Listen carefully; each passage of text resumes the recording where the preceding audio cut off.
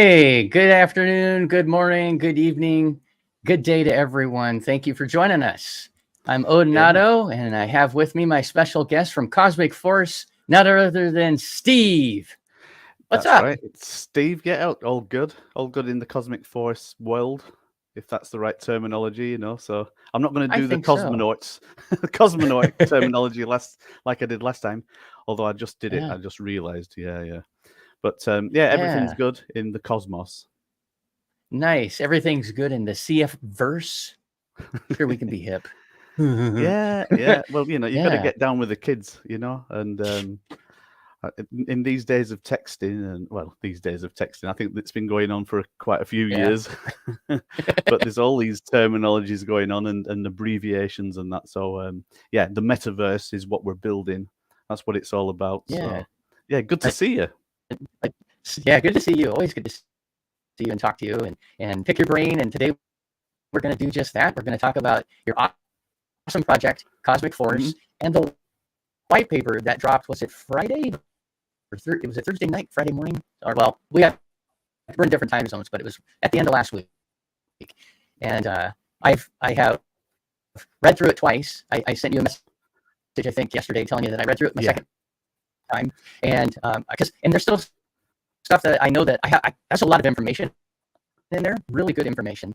But I like how you and your team wrote that, because it was, well, I'll be straight. Odie, your mic is really, really choppy and really bad right now. Oh, is it? Oh, that's not good. Yeah, I was just making sure it wasn't me only on the choppiness. Yeah, it's coming up almost everything that you're saying. That? Yeah, you turned into Doctor and the Daleks, I think. No, I can hear you. Is it clear now? Oh, nope, it's doing the same thing. Sorry about that. Oh, it's doing the same thing. Dang it. All right. Well, let me see if I can find a way to fix that. I feel bad. Sorry about that, guys. Let's see. Well, while I'm fixing that. There you go. There you go. Oh, is that better? Yeah. Yeah, it sounds better, but it looks like you're buffering, like you're not keeping up with your speech. Okay. Well, hopefully I can get that figured out. Thanks for joining us, Bride. What's going on, guys? What's up, buddy? Good to see you. Hey, everyone in the audience did that little tweak that I did. Chris said he could hear me better, but as everybody in the audience, can you help me out? Let me know. Am I clear, or am I still robotic? You sound decent. Fixed. Okay. Thanks, Slim Dog. Yeah. Okay. Sounds good. I'm not sure what I did. I tweaked some settings yesterday, and I really hate Windows 11. I think I'm going back to 10. I've had too many problems. But Pride, when you're just joining us, we're going to, and since I was choppy, I'll try to synopsize a little faster. So we have Steve from Cosmic Force, and the white paper for his amazing project. It dropped a couple of days ago. You probably know about that, Pride. And the focus of this show is on Cosmic Force. I mean, we can answer any questions and talk about anything, but the focus is going to mostly, the floor is going to be Steve's as we go through the white paper. Anyone who has questions in the audience, please don't hesitate to ask. This is your chance to you're pretty much one-on-one. Steve is here and he'd be glad to help out, and we'll just kind of go from there. So if you're ready, Steve, at whatever part you wanted to start with, Yeah.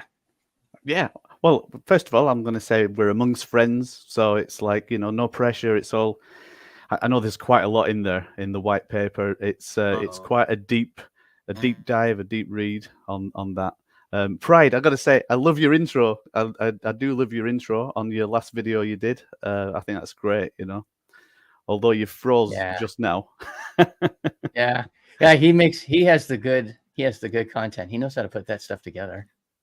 Yeah. So all right. So Cosmic Force, we've been going for quite a few months, and we did have a light paper that it sort of got out of date because we kept introducing like new parts to the system that we're putting together. So we had the power cores became part of the vision and everything that we're putting together there. And of course, the last thing that came into being is the cosmic blockchain that we're busy working on. And as such, yeah, definitely the light paper was well out of date. So in the background, we've been working on the white paper, but then every time we got near to releasing the white paper, it's like, oh, we're adding something else. We're adding something else. So at least now we've caught up with ourselves in what we've got on the table that's been released and is in the immediate future. So that's where we are at the moment.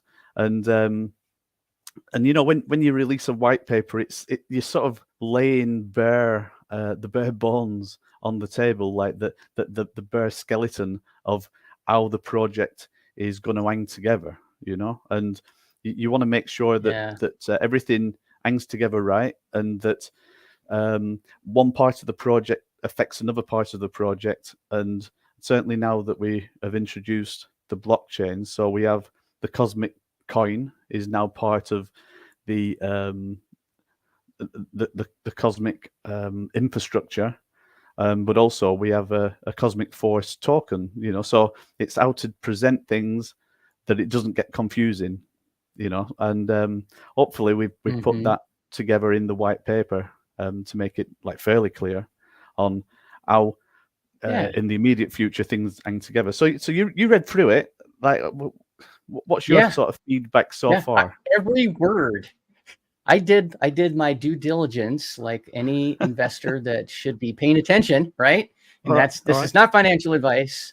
Like, we should have to say that, but it's not financial advice, everyone. Do your own research. And I did. And Steve and I were talking backstage, as he just referenced. I read through it twice. My second time was yesterday afternoon. And it's a long read. I mean, it's a long read, but it's good and it's worth your time if you're interested in a project like this that has so many facets to it. It's not just a one-trick pony. It really has. There's a lot more going on, and we're going to get into it. But I found the information was presented in a manner that, at least for me, it made it easy to follow. And there's just tons of good information in there. I don't know how else to say it, but I found I don't even know I honestly don't know where to start. Let me see if I can think, because I had a whole bunch of questions. So planets. All right. Yeah. So we have 6 planets in the system. Well, there's 7 technically, because you have the home world. The home world. Thank you. Yeah. So, but that's not one that someone can invest in and like get a 1% of one of those. It's only the 6 planets, correct? Okay. Yes. So that's correct. Yeah. And if you get an OG or an alpha NFT, well, I should say it the other way. If you have an alpha or an OG NFT, when you purchase things in that universe, you get a 25 or 35% discount. And that's forever. That's forever. That is, yeah. And one thing that's got to be clear on that one is that it's on like new NFT items that come into existence. So for example, if somebody owns a ship that they decide to put onto the marketplace, you won't be getting a discount off other people. So if somebody sells something for 100 CFX Cosmic Force token, then they will get 100 CFX token and you will pay 100 CFX. But any new items that come in from Cosmic Force, the discount is 100% there, although it'd be 35% or 25% respectively. Yeah. So. And if you want to purchase a node, yes, that's a good one. I know there's kind of no real method to the madness here, I guess. But if you don't mind, I'd like to talk about the nodes, because there's still some nodes for sale. You can still, if you didn't get one in Vulcan, you got your chance to get your hands on some really cool nodes now, right? Pride's like, I didn't know they had some. I didn't know they were still available. Yeah. I just went to the website yesterday, and Pride, and I was looking, and yes, there are still some available. And if I remember right from the white paper, they double in price after the pre-sale is over, which is yet to come. That's right. I remember that right? See, I read your white paper. No, it's all good. I mean, the thing is, we need to give incentives. Like, why should somebody buy now when the rewards won't start coming until the actual blockchain goes live in January, or it could be the end of January. I mean, we are in the white paper. We say Q1, right? So that just covers all bases, because on testing it could end up being, in my mind, it could end up being beginning of February. But one thing I assure is, if we say Q1, it means Q1, you know. So I want to keep something quite solid on that one. But yeah, so what we want to do is, like, especially with items that may cost a little bit of investment.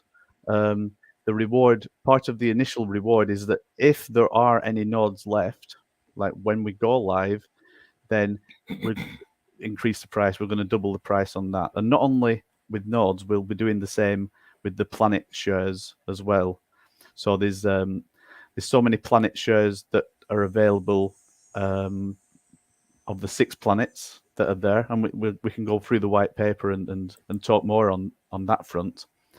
But yeah, so we want it to be that right now it's all about early investors, and let's be clear about it. People are investing in a game that right now, to all intents and purposes, doesn't exist, right? And you guys investing are trusting that WaveM Studios as a company, we're going to deliver what we say we're going to deliver. And that really humbles us as a group, all right? So we are so grateful that people trust and want to work with us in what we're doing. And it's good that over the last weeks and months, we've been able to put out a little bit on the a bit of footage. I think the last footage that we've put out was some of the actual base station and the sim area for the simulator training that's going to take place on the first release of the gameplay. You know, so what we're hoping to do all along the way is, like, reassure and you know, put things out to the community to show, like, these are the stepping stones, and that as a community we can all see the stepping stones and we can jump on board. And this is going to be part of the initial alphas and the OGs. In general, the first cadets that are part of Cosmic Force, you guys get the first entrance into the game, into the sim training, and you're sort of trailblazers. You're the guys that are going to be out there, like, doing some initial testing, like, with us as well, and giving us feedback. But not only that, you know, and I know I'm not talking specifically about the white paper here, but the way that it we're set up is that the community is actually the community that can give feedback on where the game should go as well. And this is what's really exciting, because as the game unfolds and it's created, some elements of gameplay and some parts of the universe and the metaverse may be ideas that have actually come from the community. And that makes it even more special for us, that we're able to put together some people's dreams and aspirations on what they would like to see in a cosmic world. You know, so from the point of view of being the builders, we're very excited about the visual side of it. You know, the cosmic planets, the everything that we put into the gameplay. So the first person shooting, the dogfighting, the space travel, the exploration, the looking for resources, and you know, everything that goes with it, and all the economics, you know. So a little bit like EVE Online, we can do all the economic side as well. So we're really excited about all that lot. But underneath everything that we're doing, as exciting as it is, we need to have a good foundation. And this is where the white paper comes in. And this is where you guys come in, that are the early investors. And for this reason, we want to build a mechanism that, as time goes by, that everybody gets rewarded for what they're putting into it. You know, so it's not underestimated. like every dollar that anybody has put into the project so far. We appreciate that. I say it a lot, but without what's happening from the other side of the screen, from you guys, right? I'll look into the camera from you guys, then none of this would be happening. We would still be able to build the game. We would be a lot slower. There's a lot of reasons why you as a community are important.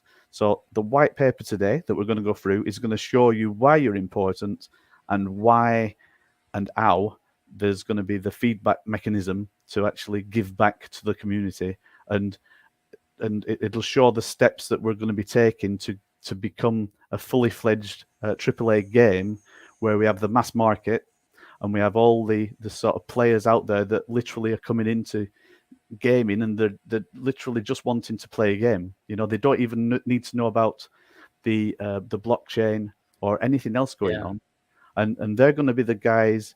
I'm not saying that feeds the fire, but you need, in the end of the day, we're building a product, and the product is a game that people gladly would give money to play and become part of. And it's sort of incidental that during gameplay you can actually build up and you can win assets that then you could actually sell and do things with. And this is where we're doing a sort of a paradigm shift on the gaming community. So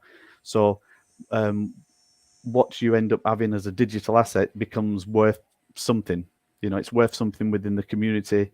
It can even be sold outside of the community, but within the cosmic world, the cosmic what do you call it? I don't know. The cosmic empire. I don't know what to call it. Yeah. It's not empire yet. Universe. Yeah, universe. Yeah. But within there, that's where the real value is. So. Yeah. And if I could, Steve, if I could jump in, RS had a good question about how much are the nodes? $500. Yeah. Okay. So but there's two types of nodes, though. Right. There's the one we call them 1% nodes, right? Which is the ones that are going to become like a full node 5 years down the line. So we can talk more about this later. But yeah, they're $500. Yeah, and I like Crypto's pride's passion on that. But I want to know if you have the OG NFT. Yeah. Does the 35% apply to that node?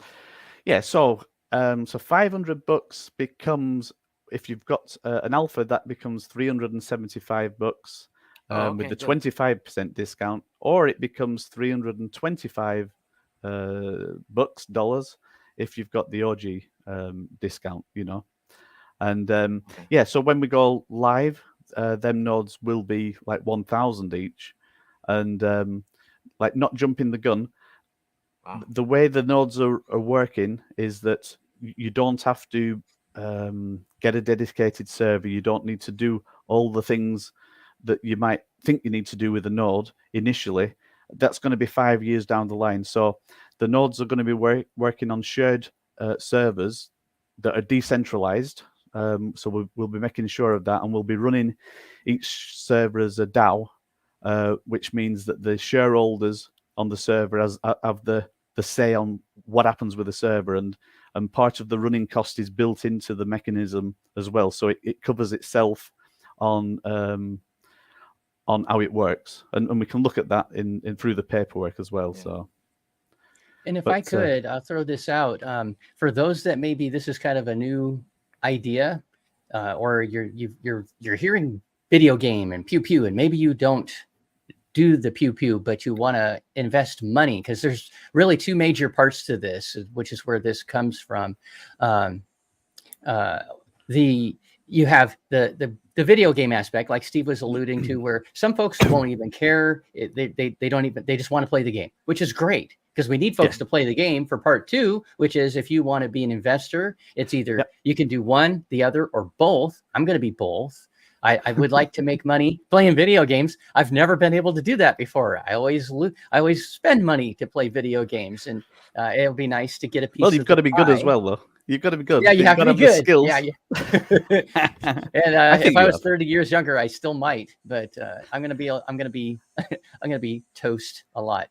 But yeah, so there's two sides to it. Yes. And so Slumdog asks, Steve, will a token project be able to build on the Cosmic blockchain? And do you offer any assistance to them? Yeah, so on that front, the Cosmic blockchain is initially being built for Cosmic Force, but what we're looking at with the Cosmic blockchain, we're looking at it being a dedicated blockchain to gaming. So it depends what your token project is. If it's related to gaming and it has an element of actual gameplay and the need for speed when it comes to the blockchain and the need for low gas fees, all that kind of stuff, then I mean the answer is yes anyway, because once the blockchain sorry, my screen went off. But once the blockchain actually goes live, it's open to anybody because it's an open blockchain, and anybody can come on and actually release a token on there. So this is what can happen. Sorry, I'm just turning my screen on in the background. Yeah. There we go. Oh, it's all good. I'm sure you program your blockchain better than that. I just messing with you. Yeah, I think my screen was on too long, and it's like thinking I've fallen asleep or something. But there is another element. Sorry, there is another element to the blockchain, and what we're actually doing, we're actually like creating tools for the blockchain that can help if you're like Web3 like game developer, and you want to be able to access and leaderboards and for example, if you want to create your own NFT tokens, we're actually going to be creating a toolkit. Now that toolkit, I think on the timeline, that's going to be maybe it's within the sort of second quarter of next year. So it's something that we're working on.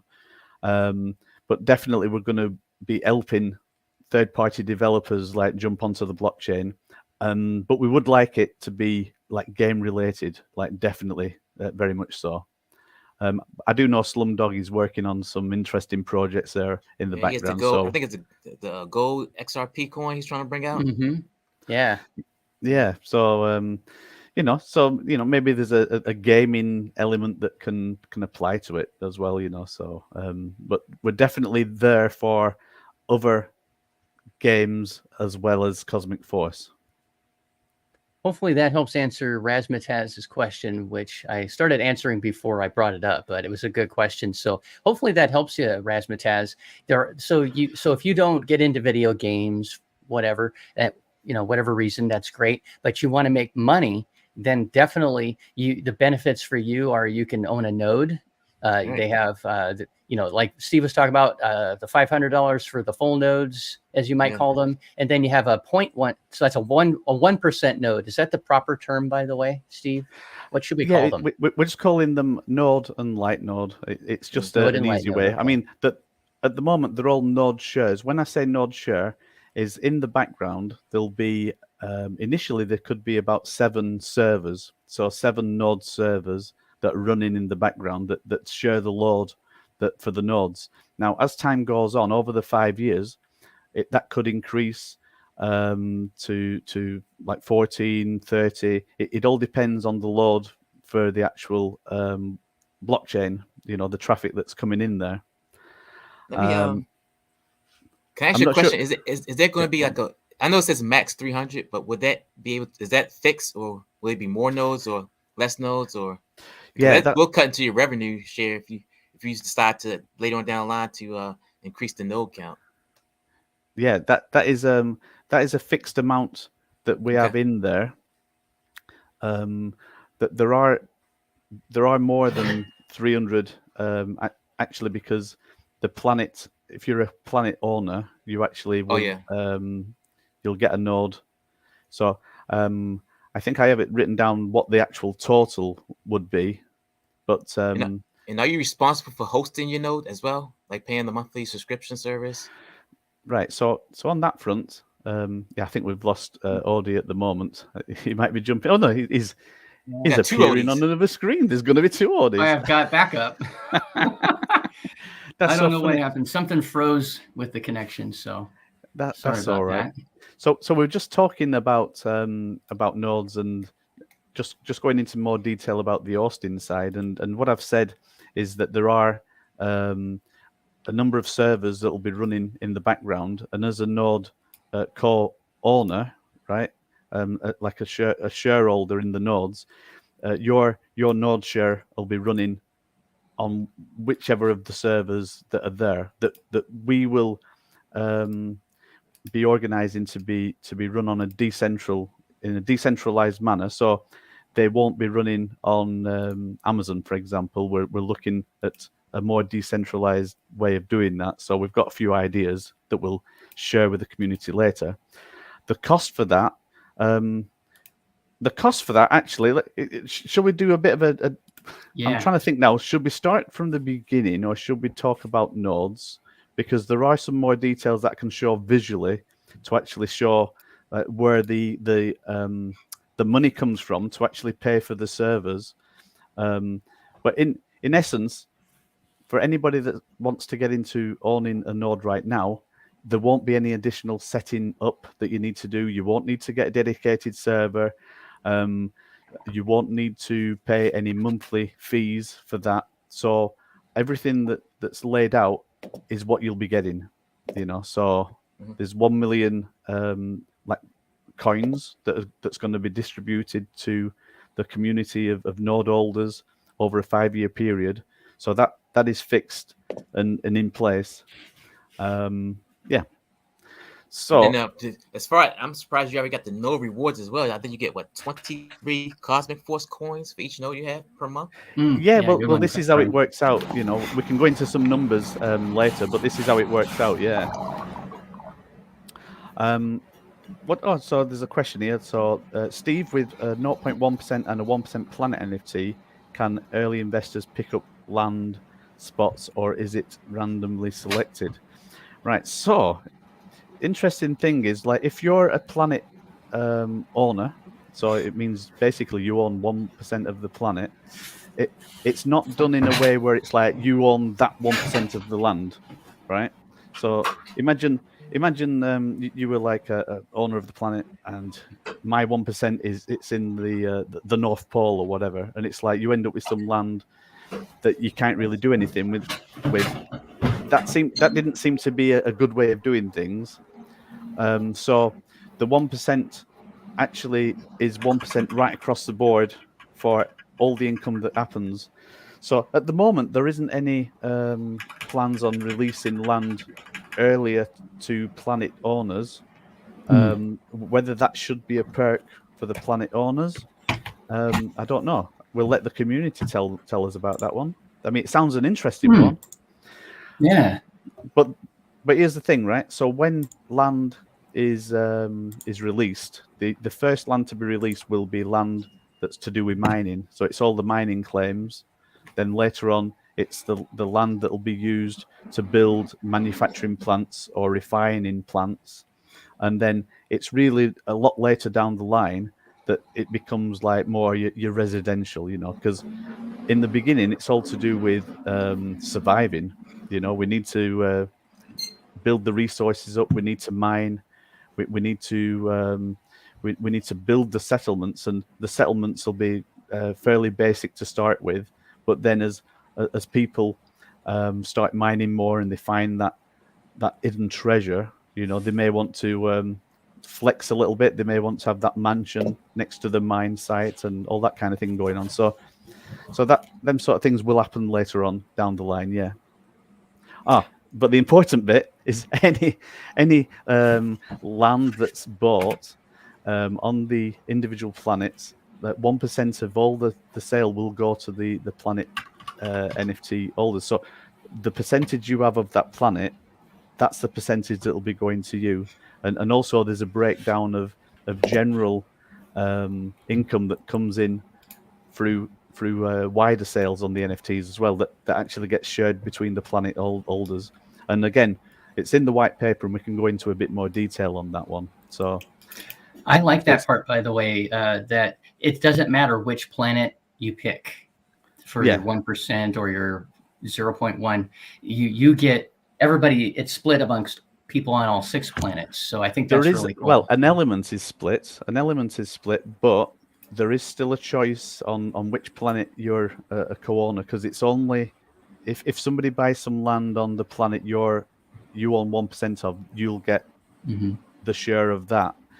Somebody that owns on another planet won't get the share of that, but they will get like overall income that comes into the treasury from the Cosmic Force sales. There is a percentage of that that's going to be going to planet co-owners. So I get asked the question quite a lot, like, which planet should I buy? Should I buy the red planet? Should I go to the extremes, to the cold purple planet or the red planet? Or should I play it safe and go for the cyan planet or the green planet, where there's more like breathable air and it's a lot easier to live? And I say, well, it all depends on the psychology and what people actually want to do, because some of the more extreme planets could have the most rewards. And what we're finding so far is there are a lot of people that are sort of flocking towards the yellow planet and towards the red planet. It's like it's more risky, but potentially there's more rewards. And so, it comes down to you where you decide the places that you want to set up camp, or you want to be a planet owner, or you want to do the mining or the refining or the manufacturing. So on my screen I have got the white paper. I will try it. This screen in front of me here is a pretty low resolution, but what I will do. And while my connection had cracked out on my regular computer, did we talk about how many nodes are still available of each type already? Oh, okay, well, yeah, I'll look on the screen right now. Right, so for the normal node, there's 37 been sold, and there's 300. So it's 300 minus 37. Okay, cool. So there's quite a few there, and then also on the light node, there's 300 available of them, and actually there's only 4 light nodes been sold. In the background, there is an additional 17 nodes that have been created because of 1% planet co-owners, and there is an additional 23 light nodes that have been created. So the overall number of nodes that are in circulation, it's starting to get into good figures. So we're talking 40 plus, and we're talking on its way to 30 for the light nodes as well.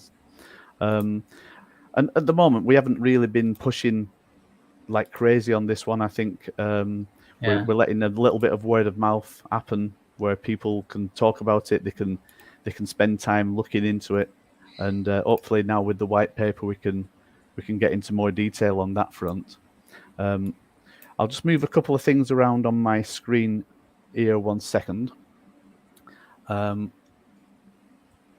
So hopefully that answered RS the question. And Tai-Ing, I think we pulled yours up. So nodes are a good way to make some passive income, like Steve's talking about. The pre-sale. Can I ask you real quick, because it's not in the white paper yet? That when are you? When is it you're planning to have the pre-sale, or do you have a general idea of when you're shooting for? For what's that one for? Sorry, for the pre-sale, or not the pre-sale, like the pink sale. Didn't I see that there's a pink sale that you're going to have at some point? For the Cosmic Force token. Yes. I'm sorry. Oh, right. That's what I meant. Yeah. Okay. So on that one, we'll talk in more detail on it, because we've got some interesting formula that we're working with, and we're actually looking at the possibility of backing the Cosmic Force token up with gold. So setting the gold standard to be what it's paired with.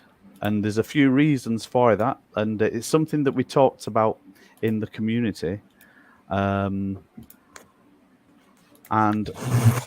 because of that, but not purely because of that, it may be that we don't go down the pink sale route, that we actually just launch into liquidity, because in the background we have been raising like money, the CFX, so that there is like a thermometer. I don't know. Did you ever do that in the church and that, where it needed a new roof and it needed like the thermometer and you like color it in as it goes up? You know, so in the background there has been investments that people have made into it. Like some of the CFX have been consequently used to buy nodes and do other things as well. But we will be putting liquidity in from the Cosmic Force treasury side as well as, and so I think on this front, I think I need to sort of start from the start and then just go through a few details, and then we'll get into the meat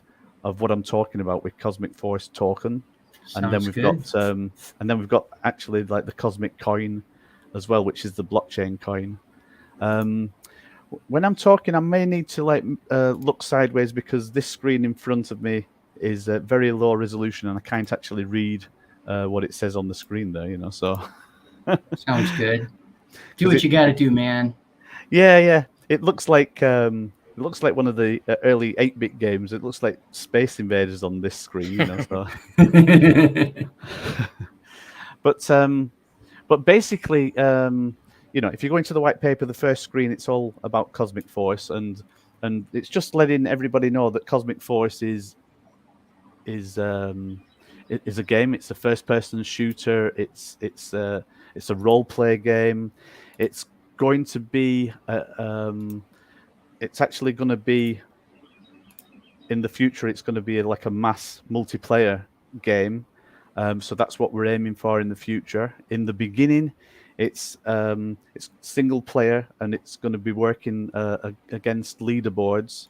And part of the gameplay involves cadet training, where you go into simulators and you're trained up on Starfighter,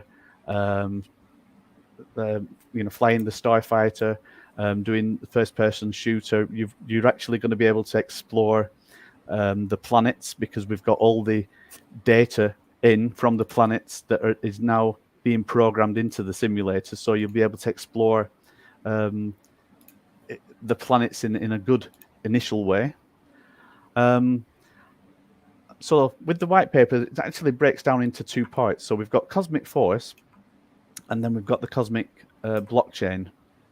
So the blockchain is, first of all, like, you know, people like ask the question, like, why did we want to build a blockchain, right? So at the moment, we're on Binance, and Binance is very good. I mean, it's a good blockchain. It's a good, secure, stable blockchain to be on, and we're very happy for that to be the initial place that we've launched just now, and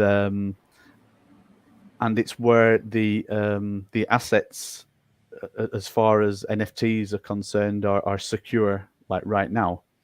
But when it comes to gas fees for playing like games, and Audie keeps moving to a different screen. I know. That's great.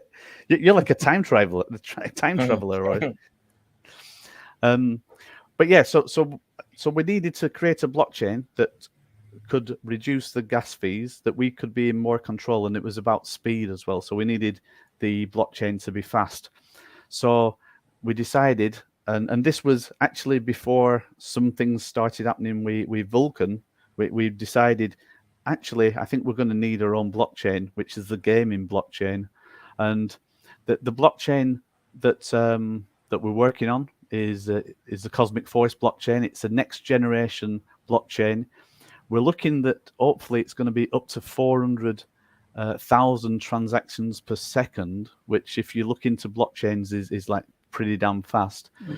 And part of it's going to be based on Avalanche. So it's going to be a subnet coming off Avalanche, and it's going to be a proof of stake protocol.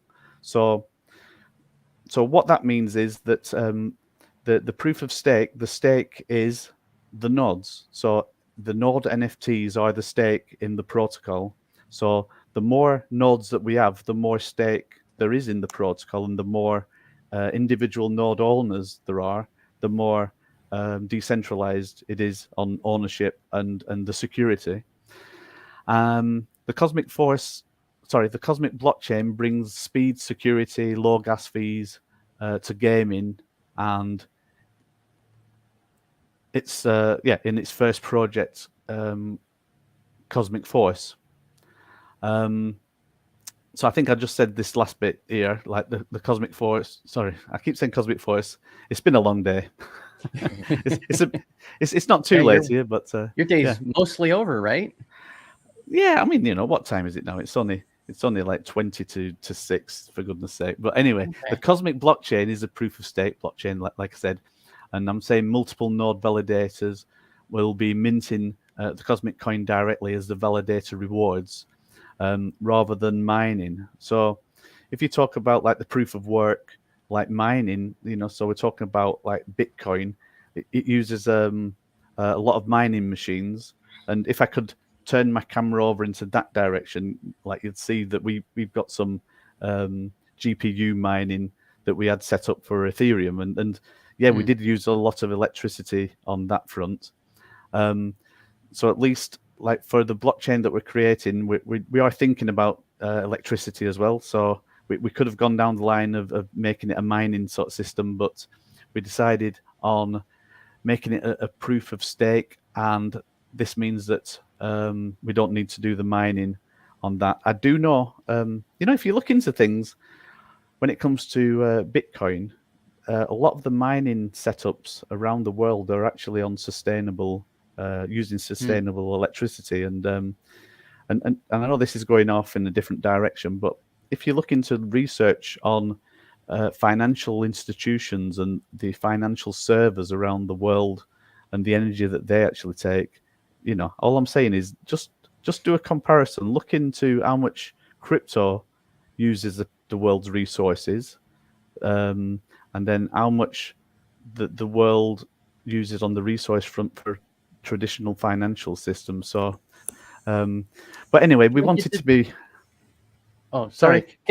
Could I jump into this question? I know it's a little different direction. Yeah. Slumdog asks, I'd like the planet owners to get at least one land plot. And then Ty actually follows that up with, will there be land NFTs released to buy for miners and farmers, etc.? Sorry to interrupt you, but I just kind of thought that these were sort of going with what you were saying a little bit ago. All right. Well, I think what I'm going to do, right, this is like a bit weird, but I'm going to go all the way down to the roadmap. And this will be a good way of doing things, because it'll give an overview on where we are now, what's coming up, and what's going to be in the future, right? So sorry about interrupting you there. I just thought that was some really good questions. No, that's good. One thing I can say is the planet owners, the 1% planet owners, they will actually, in theory, receive a plot of land as a part of the sale. But what that plot of land is, it has a building on there, so it's actually like a condo. It's like an apartment with a landing strip on there for your ship.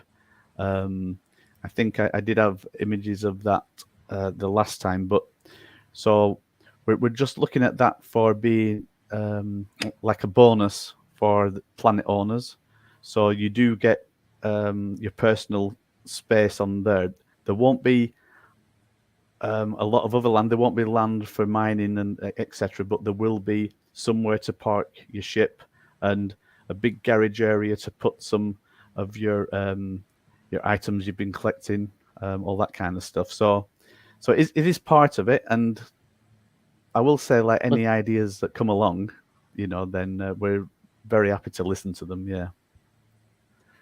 How about a virtual lawn chair, so that when I'm sitting on my plot of land on my purple planet, I can kick back, enjoy the good life virtually, and get a virtual suntan? I was thinking like a beach, Yeah, and a beach. Thank you. Made Yeah, out of look, sulfur or some kind of cosmic material that's bad.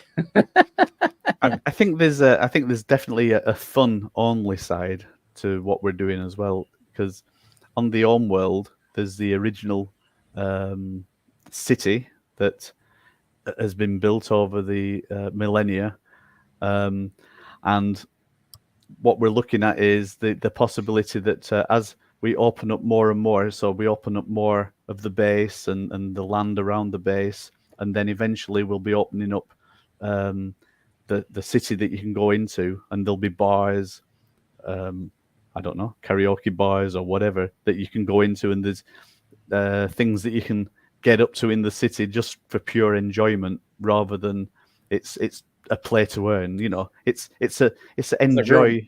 It's a real Yeah. metaverse.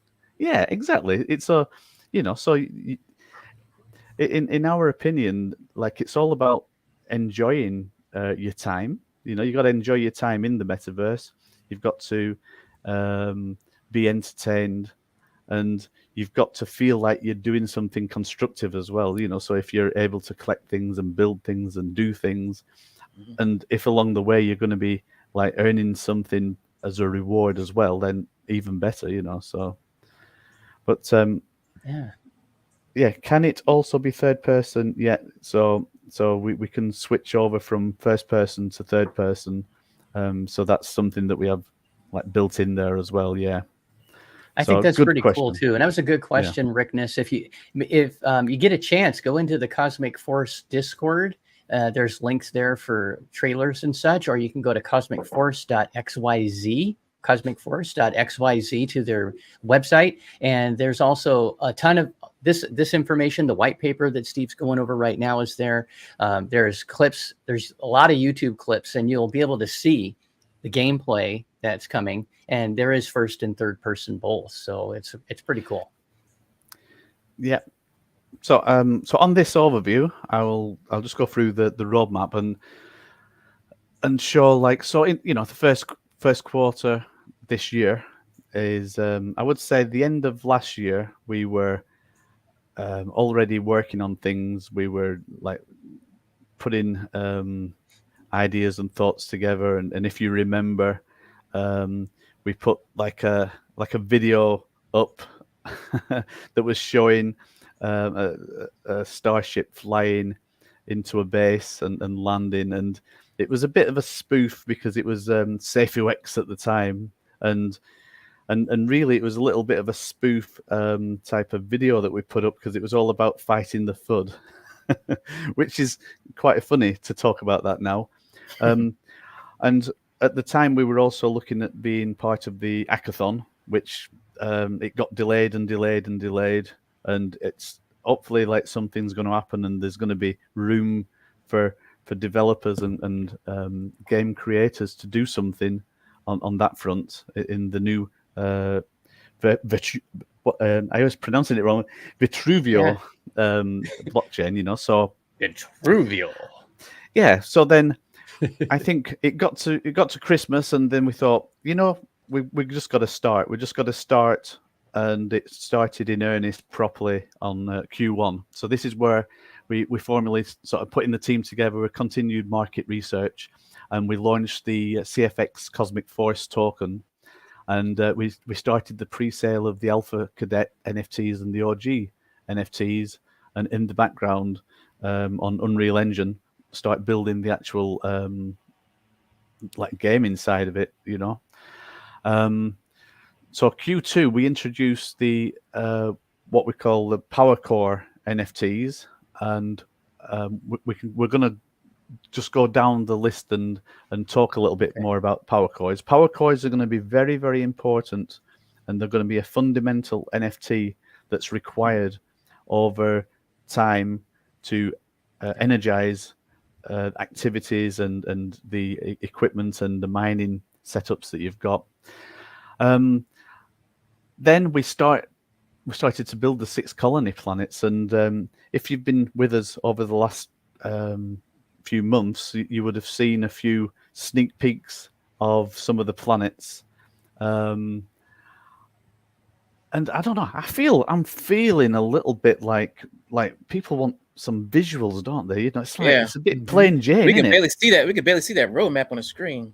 Yeah, that's what, and I apologize to everyone. I've been trying to find a better setting to make that bigger, but I'm not as familiar. Oh, there we go. There you go. Yeah, there you go. Is that it? Am I doing it? Thank you. Am I doing it? I was. Yeah.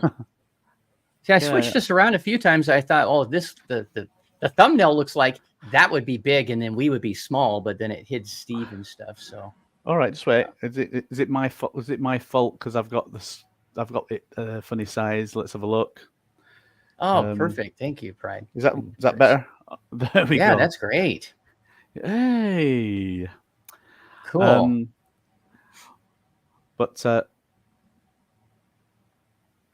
Yeah. So anyway, so over the last few months, there's been releases of drone footage of the 6 planets, and we've been putting together the look and feel of what the planets actually are, you know, and so I was just thinking, like, I can very, very quickly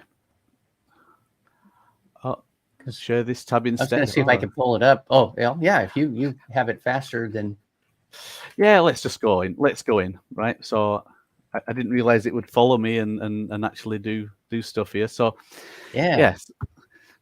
So for example, you know, like when we're talking about the planets. So fundamental to cosmic force are the planets. It's the solar system that we're in. It's based on TRAPPIST-1, which if you actually search that up as a Google term, you'll see it is sort of an existing solar system that has been recognized and is out there, but we've sort of claimed it for ourselves for cosmic force.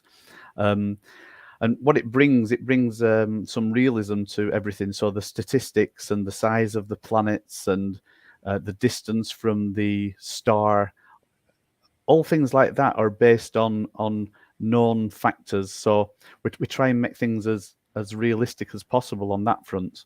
So the nearest planet to the star is the red planet, and this is really, it's a lot of it is molten lava. You've got the actual like rock formations there as well. We definitely have ways of being able to survive on there, but at the same time there are some good resources that can be got. There's a different document that talks about the actual resources in there, and on here we can play. All right, so it's playing a bit of the audio there as well, just to give a little bit of insight. Visuals in the game, I think, are just really awesome. That Unreal Engine 5 it's just crazy how good that tool is. So the way we've been doing it over the last few months is that you know, obviously these planets do exist, and this is the initial footage that we've been getting in from the planets, and it shows that you know, this is a volcanic planet. There's a lot of lightning and thunder that happens. It's a very active planet, but it's a risky planet to be on. It's a risky planet to be on, but there could be good rewards that can come from this planet. Mm-hmm. You know, because each planet, Steve, has their own pluses and minuses, including minerals like resources, right? Yeah, like you're talking about. So not every planet has all the same resources. They're all slightly different. So that kind of lends to the economy, right? Because we're going to have people participating on all planets. If everybody goes to planet Alpha or Bravo or whatever, and they're all hanging out, having a party, nothing's going to happen if we don't have folks on all the planets, which they all have their own appeal. I like them all for different reasons, to be honest. The purple one and the Earth-like planet that's almost all water, they all have different appeal. Yeah, and you know, so some resources on the planets, like you say, it could be that one of the planets, that's the only place you can get diamonds, right? But all the planets need diamonds for the cutting machines, for the manufacturing side.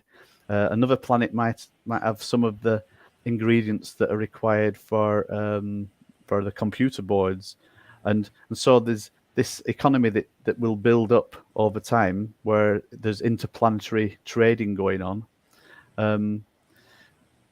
So I'll jump forward a little bit on there, but and this is more the yellow planet. And so what I'm saying is, during the sim game play, everything that we've scanned and we've created in the background, because what you see in here, we've created the worlds that you're actually looking at, so but for the purpose of the actual drone footage, we've actually descaled the actual video quality. It's going through a drone, but the data is in there, so when you come into the sim gameplay, you will actually see it in more technicolor, and then of course when you fly into the planets, it's in full glory then. But and then just to show a little bit of contrast, we go to planet 1B, which is, it's a little bit different. You know what I like about this footage? It shows we're going to be able to fly between planets, right? We're going to be able to take off from one planet, go into space, fly through space, and then go through the outer atmosphere down to land on another planet. And not just, okay, I'm going to push a button and then you dematerialize and then poof, you're at another planet. The gameplay, I think, is really cool from that aspect, because I like anything to do with aviation and outer space and flying. I'm down. Sounds like Pride is. It reminds me of like the old school game. We all old on here, so it's been Flight Simulator. Yeah, exactly. Yeah, and I think a big part of Cosmic Force is that adventure aspect, being able to explore and find new things. So the way that we're working with the planets, and this is something that doesn't occur with all games, but and even Starfield, that is just being released now, and looking at Starfield, it looks absolutely I was epic. looking at that yesterday. It looks awesome, right? But there's still limitations with Starfield, where if you go to a planet and you start running around or flying around, you're only going to be able to get so far, and then you're literally at the limit of the map that's created. So because we're in this unique opportunity that we're building from the ground up, we're bringing in technology as much as we can, and one thing that we're working on, as well as being able to put the detail in the right places on the planet, we're building on a procedural way, which means that we want to be completely open world. So Audie, when you say you can take off from one planet and you can fly to another planet and you can get right down to like the blade of grass in front of you, then that's the kind of thing that we're working on, So in the background, we don't want to do something that's just good. We want to do something that's really good, and it's the only way that we can compete with the big boys. I know it's raining and everything. Check that out. Yeah, feels like where I'm at right now in Seattle. That's it. And this is Matt. Like, Matt has got a passion for creating what you see here, and it's like a rainbow. I think there was a rainbow on there. It looked like a rainbow. I swear, it looked like a rainbow in the distance. But you can tell he has a passion, because the amount of detail, like you're talking about, is unreal. I mean, you can do clouds one of two ways. You can either make it look like a plane. Well, it looks good until you get close, and then it's just a flat little 2-dimensional. But it looks 3-dimensional. I mean, it looks like you can just go through the mist of the cloud. Yeah, and Very cool. every planet has got different characteristics, and there's different, like I said, there's different artifacts that can be found. When I say artifacts, there's like actual ancient alien artifacts that can be found as well. There's some special crystals that can be found that are the crystals that are used to create the power cores. So there is the possibility of mining, finding the special crystals, and then getting them refined into power cores, and the power cores have got a monetary value, and then you sell them on the marketplace or use them towards buying new NFTs. So, so we're thinking as deeply as we can on how the economy all comes together, and then I'll just do one more. Should we do the cyan planet, or should we do the purple planet, or should we do a little bit of both? Yeah, why not? I like the cyan planet because it's a lot like Saturn with the rings. I think that's pretty cool too. Yeah. Or no, no, the other one. It's the other one. Oh yeah, you like the you like the. But yeah, so we've been putting something together that's got an air of mystery to it as well, because go on, Audie. Oh, I'm sorry. I was going to ask if oh darn, it just went right out of the other side. That's all right. If we could touch on bit cores and cores and how those play into the universe as well when we get a minute, that might help folks, I think, also to understand. But and then we'll quickly. I just felt like it's a little bit dry as a presentation if we just go through all the text. So it's like here we give some context. So these are the planets. This is what we're talking about.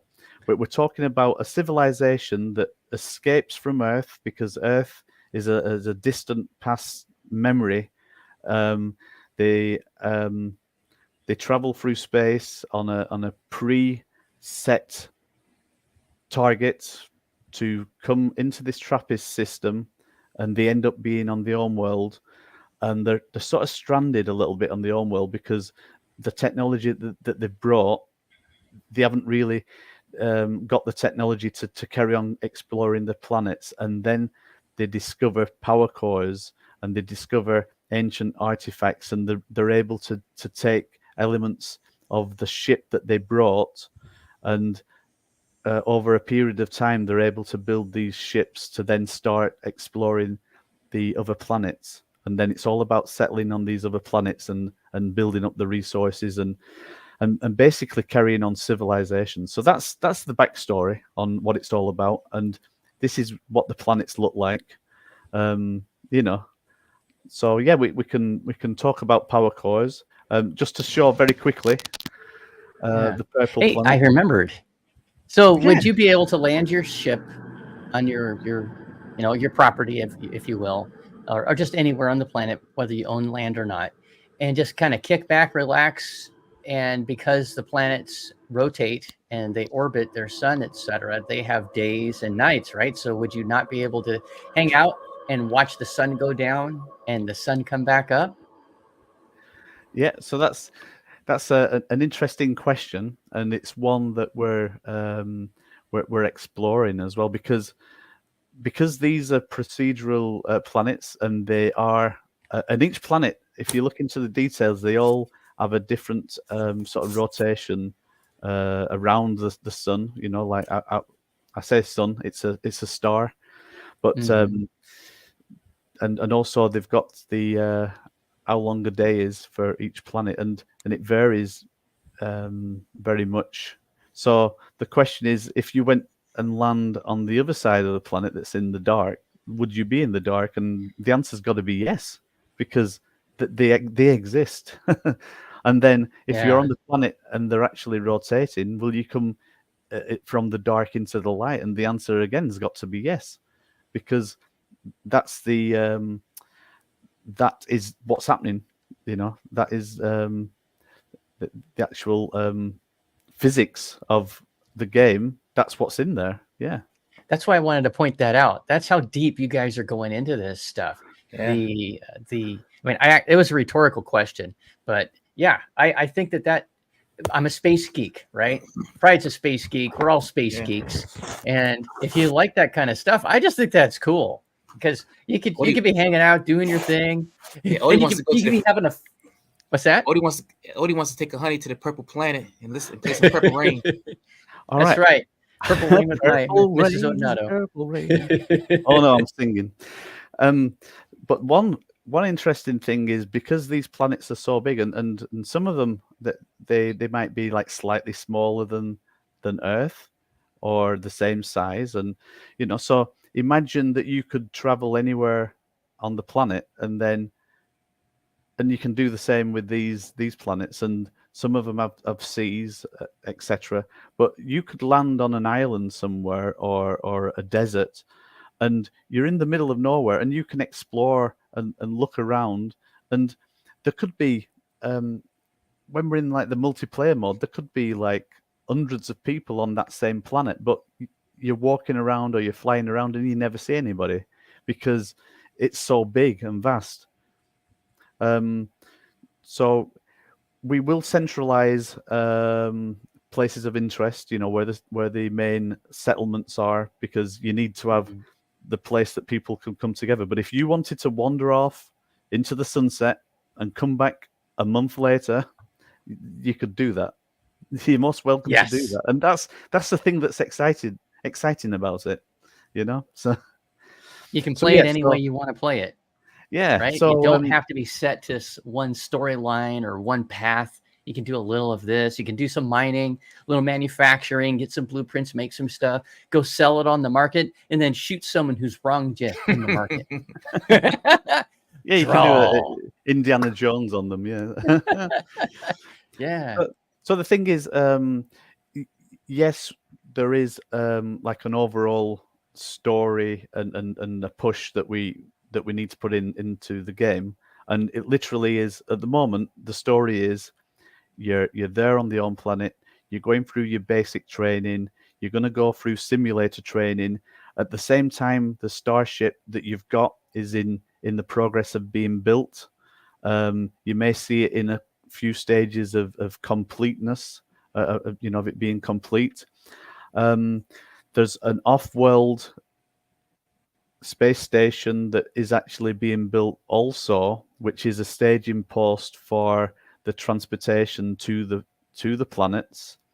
So at the moment, we haven't announced or shown any designs or anything like that. So if you imagine the home world, orbiting around the planet is the original like space transporter.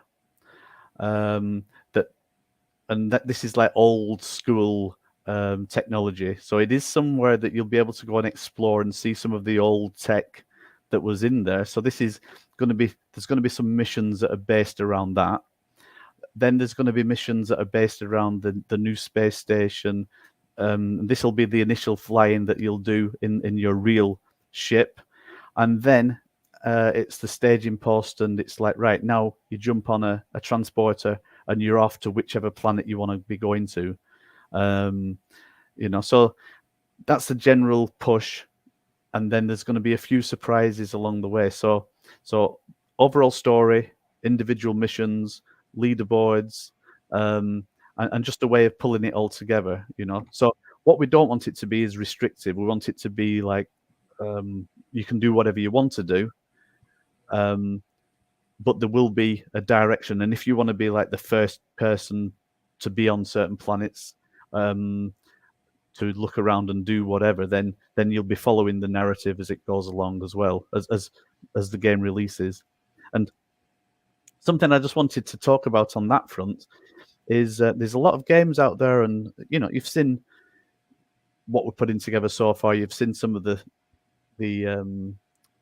footage that we've got of the base and the simulator rooms that we showed. I think was it on the last show we showed that, or it might have been the one before. But there's a lot of games out there, and they may raise quite a bit of money, or they may be part of a bigger games company, and they spend a lot of time and money, and it could be like 4 years or even more. And you know, it's like Starfield. They want to release a completely finished game, and it's good to do it that way. We're doing it in a different way, and it's not saying that we're not releasing a finished game. We're releasing stages of a finished game.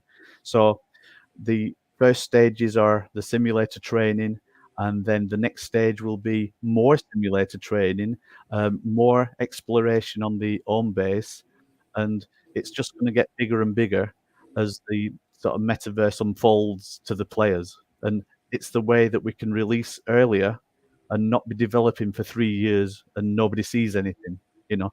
And I like that. it's the way.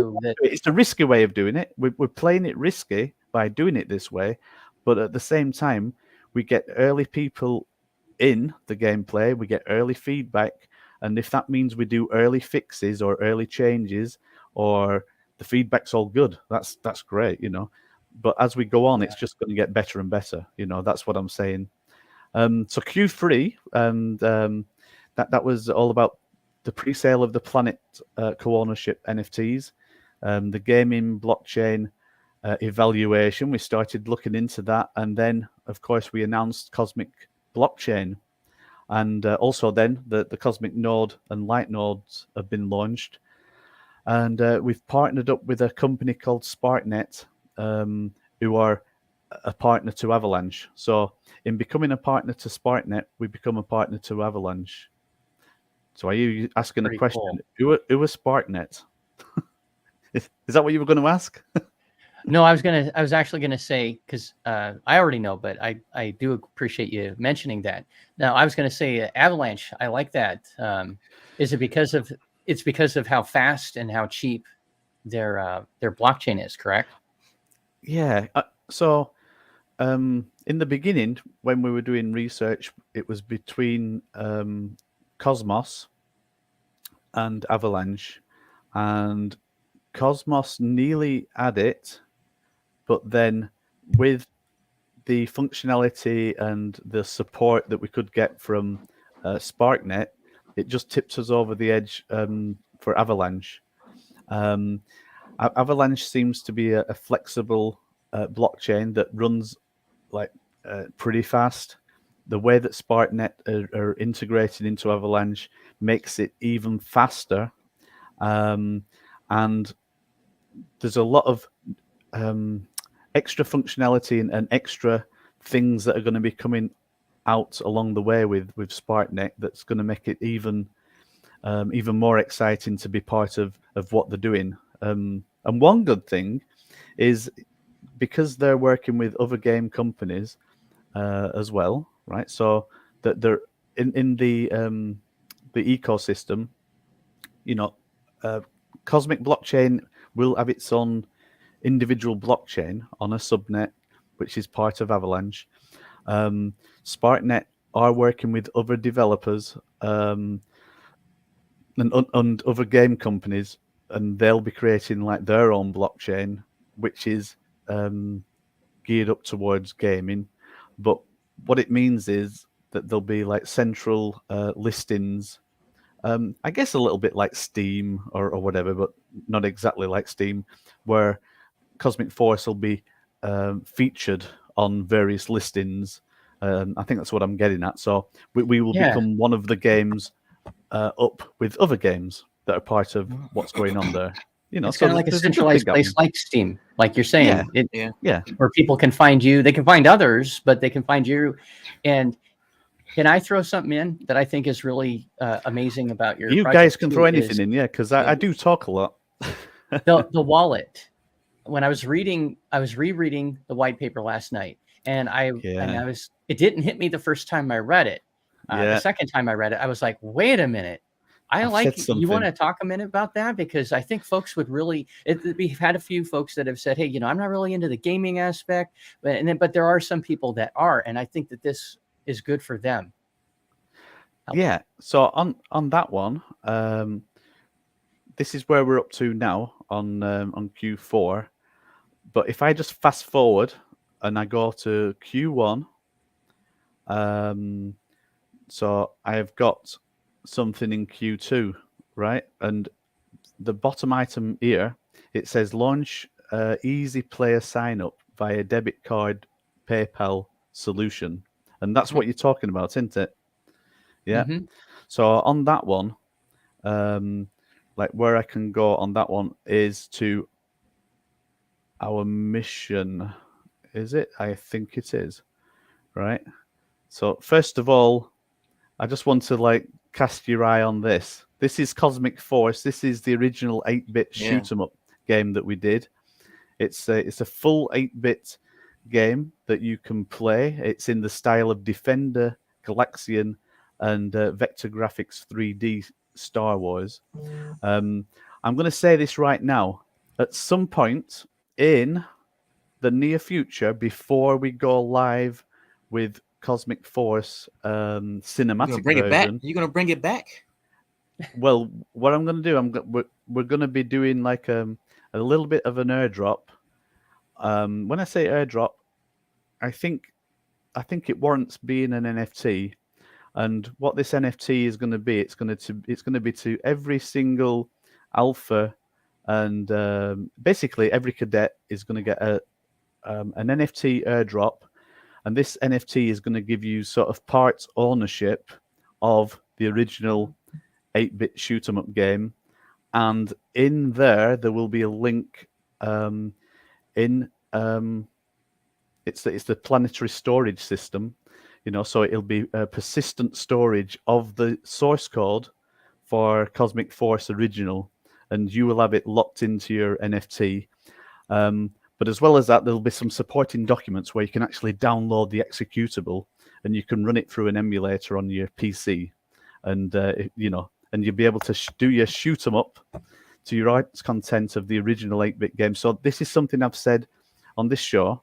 I'm writing it down now that that we're going to make that happen, because I think it's important that everybody that's part of the new Cosmic Force should be a nod to the old Cosmic Force that people can see and play. Absolutely. There you go. So anyway. I love that. Just looking at that on the screen takes me back. And so, yeah. Everybody each to their own, but that takes me back to playing in the arcades as a kid in the 80s, and throwing in, plunking those coins in and playing Defender and all of those old classics, and then, sucking really bad. And of course, now we're talking about cinematic. We're talking like new functionality. I've just seen what time it was. It was like, because time has jumped. Just while I'm passing over this screen, the Cosmic Gaming Developer Portal.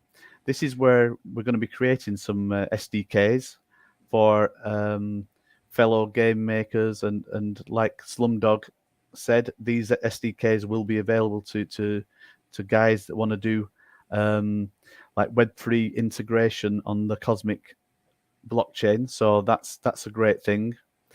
There's so much in the white paper that that actually I might be like going over things just a little bit, just to let people know what's happening, but you may need to like revisit the white paper and read it again after watching this video, because one thing that we decided to do also, just while I'm on this screen, is incorporate into the nodes, that the nodes actually become the multiplayer game. If you were creating a multiplayer game, what you need, if you were using the blockchain, you need the nodes. That's all to do with the blockchain. But if you want to do multiplayer, you need servers that will replicate what the other players are doing, right? So these are called your multiplayer gaming servers. And in normal circumstances, these would be separate servers that would be a separate cost to Cosmic Force. The idea with this is that instead of having additional other servers, we actually put the multi-gaming server into the nodes as well, and that the rewards, there's extra rewards that will be going to the node owners, because during the multi-game player server sessions, it'll be writing data to the blockchain, which then becomes gas fees and actually then comes back to the node owners. So this is a way of incorporating the two together. So the more nodes that there are, the more game servers there are, and it's like decentralized. It becomes faster and faster. So basically, as the game grows, the servers grow, and the infrastructure of everything is just sort of mirrored as it all grows together. So it's something that I'm not sure if it's been done. We've talked with, we've had advice on this. We know that as a gaming server, it doesn't use any graphics. It doesn't do anything elaborate on the graphics front, and it's all about data. And the servers that we're planning on running will be very much fast enough to cope with both being the blockchain servers and the multiplayer servers. So exciting things. So we're trying to think into the future and think, what would be a good feature to incorporate? And this becomes one. It becomes a good way of doing things. Now, this is what you're talking about. Mm-hmm. Yeah. So simplify the process of launching your Web3 games.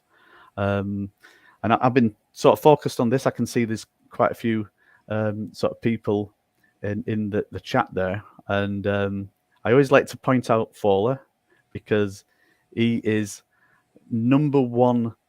He's the number one guy out there that is passionate about this side of things, right? Oh boy, because, is he! oh yeah, and there's a good reason why. And the reason why is as soon as you mention NFT to certain gamers, they switch off. It's like, no, you're speaking like the devil. Them are words of the devil. You should repent. But over time, I think the gaming community, they're going to realize that NFT is not a bad term. The blockchain is not a bad thing. And I can see that there will be a transition over to. We've got a market overview, actually. We did market research, and we'll not go into it today, but there's a lot of reasons why traditional gaming is going to move over to the blockchain because it needs to. It needs that security. It needs that decentralization. And over time, NFTs and the blockchain aren't going to become bad words. But in the meantime, there needs to be a mechanism in place that it doesn't hide the fact that there's a blockchain in the background, but it just makes it easier for people to onboard, people to buy the game, to get into what you need to do. So we have got Cosmic Blockchain aims to simplify the process of new players buying and playing Web3 blockchain NFT games, starting with Cosmic Force. So if you listen to what we're saying there, we're not restricting it to just Cosmic Force. We're saying the technology that we're going to be putting together will be available for other game makers that become part of the Cosmic blockchain, use the same tools.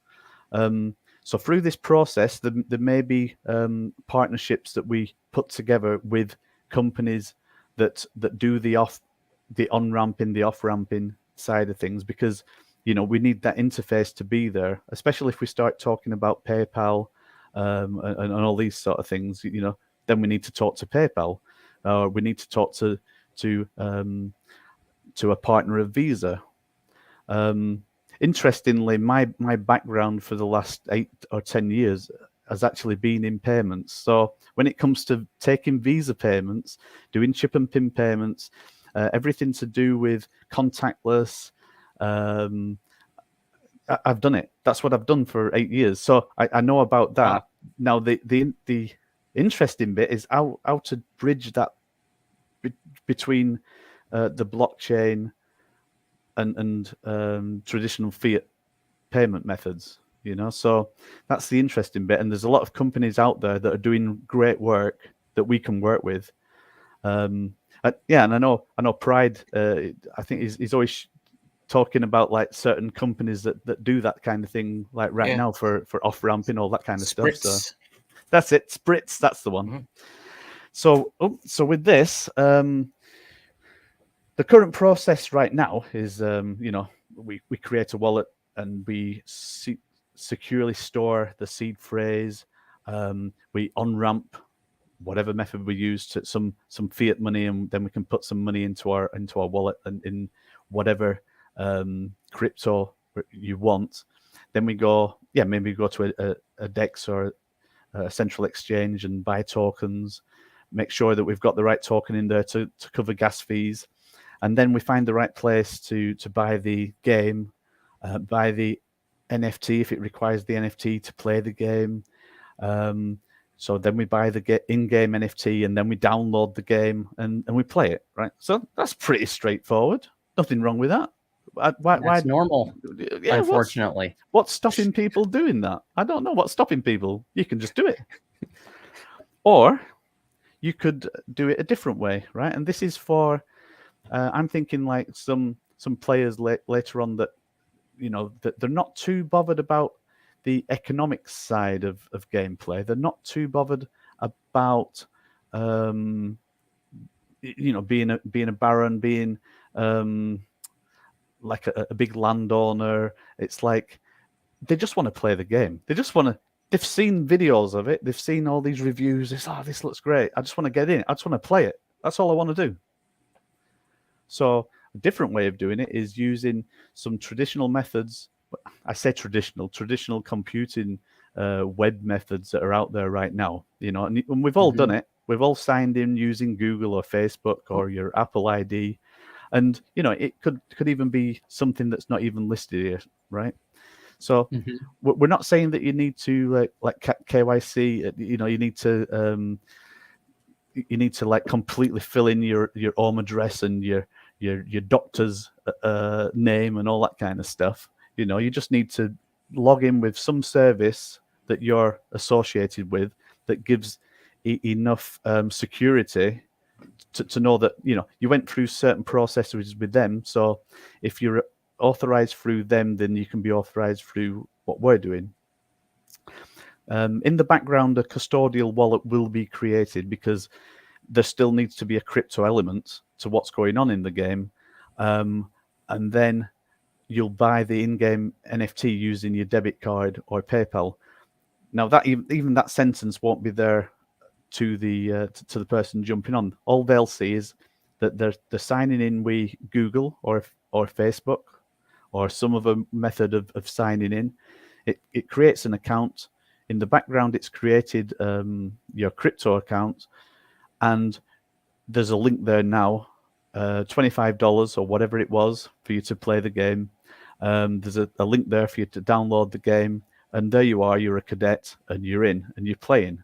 So all this time, you're allowed then to actually win rewards. You're winning NFTs. You're doing everything that any other player would do, and there will be a point in time when you become more educated, and maybe, I don't know, but we have to think of the implications, right? So one thing I'm going to say right now is we don't like custodial wallets, right? We don't like that. We believe that every player needs to have their own wallet and their own seed phrases and be in control of their own sort of finances that way. But in the first place, we have to be custodians, but we'll be setting out a method that you can actually progress then to your own wallet, and then everything's transferred to your own wallet, and you can carry on.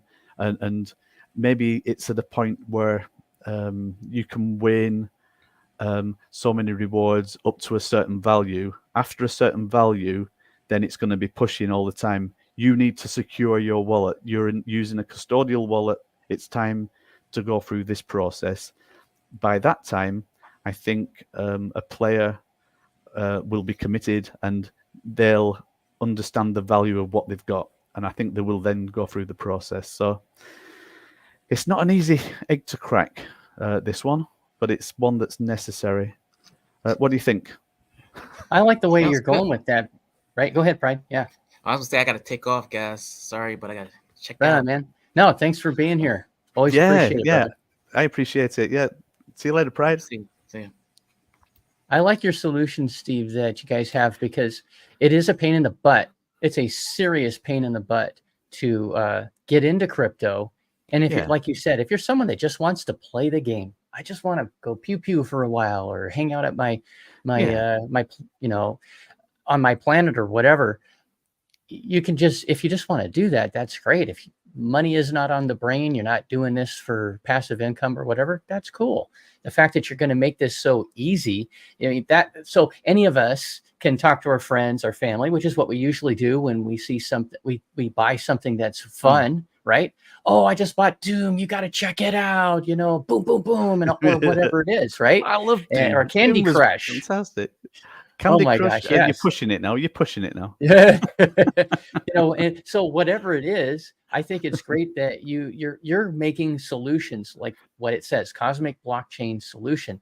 You're making two solutions. You're making it easy for end users to be able to be a player in the easiest way possible, and they don't have to do this NFT marketplace and go to a decentralized exchange or a centralized one or blah blah you blah. might have just dropped out for a moment. And I also like that you have the solution with the Cosmic blockchain itself, where the developers can come in with their games and tie them into your blockchain. So Cosmic Force will be the flagship game, but it'll only be one of many. And so here's a question that I have. It looks like I'm still live and Steve is frozen, or is it the other way around? Can anyone in the audience or Biz, anybody, or am I still showing? Something about the internet today is just not being nice. There you are. Okay. Well, I thought it was me. On that occasion, it looks like it could have been me. So, okay. We're traveling around the world. But thanks, you disappeared, and then I was singing praises where they were due. Summed up, I was saying that you've brought in two solutions. The Cosmic blockchain solution, you're able to, someone can say, hey, Joe, hey, mom, hey, dad, or whatever. You want to play this game? All you got to do is go do an auth login, which, like you said, almost everybody's done. Use your Google ID, Facebook, or whatever. We've all done it. And then bada bing, bada boom, you're in, instead of having to go through that laundry list like you had up there, which is what we've all had to do to get into this before. And I also like the fact that you've made another solution where, even though Cosmic Force, the game, will be the flagship game of the blockchain, the Cosmic blockchain, you're going to allow an unlimited amount of developers to bring their projects in on the same blockchain. And every time they use Cosmic Coin, which will be the gas currency, right? On the blockchain for their game, doesn't have to be Cosmic Force. Boom! If you have a node, or if you have something that or part of a planet, you're going to get some passive income. So I think it's a win-win all around. And a part of the secret sauce behind the Cosmic blockchain solution is that we don't want these players. Well, we don't want any player to have to think about gas fees when it comes to the Cosmic blockchain. So the way we've actually tackled this is that through NFT purchase, through Cosmic token purchase, when you buy a Cosmic Force token or you buy NFT, there's money that goes into the Cosmic Force treasury, and the treasury, and I'll try and find where I talk about this. I'm on the wrong screen there. Let's go. There we're just talking about AI. AI is going to be very important when it comes to the game, but I think we can have a full session just talking about that. Oh my God. You blew my brain into. There we go. Right. So Cosmic Force Treasury, so funds from CFX, Cosmic Coin, and NFT sales go into the Cosmic Force Treasury, which distributes funds to game rewards. Also, it puts funds into the Cosmic Force CFX liquidity and the Cosmic Coin liquidity, and also then the game development fund. So because it's put in, because of the gameplay the gameplay of buying NFTs, buying Cosmic Force token will actually put money back into the Cosmic Coin.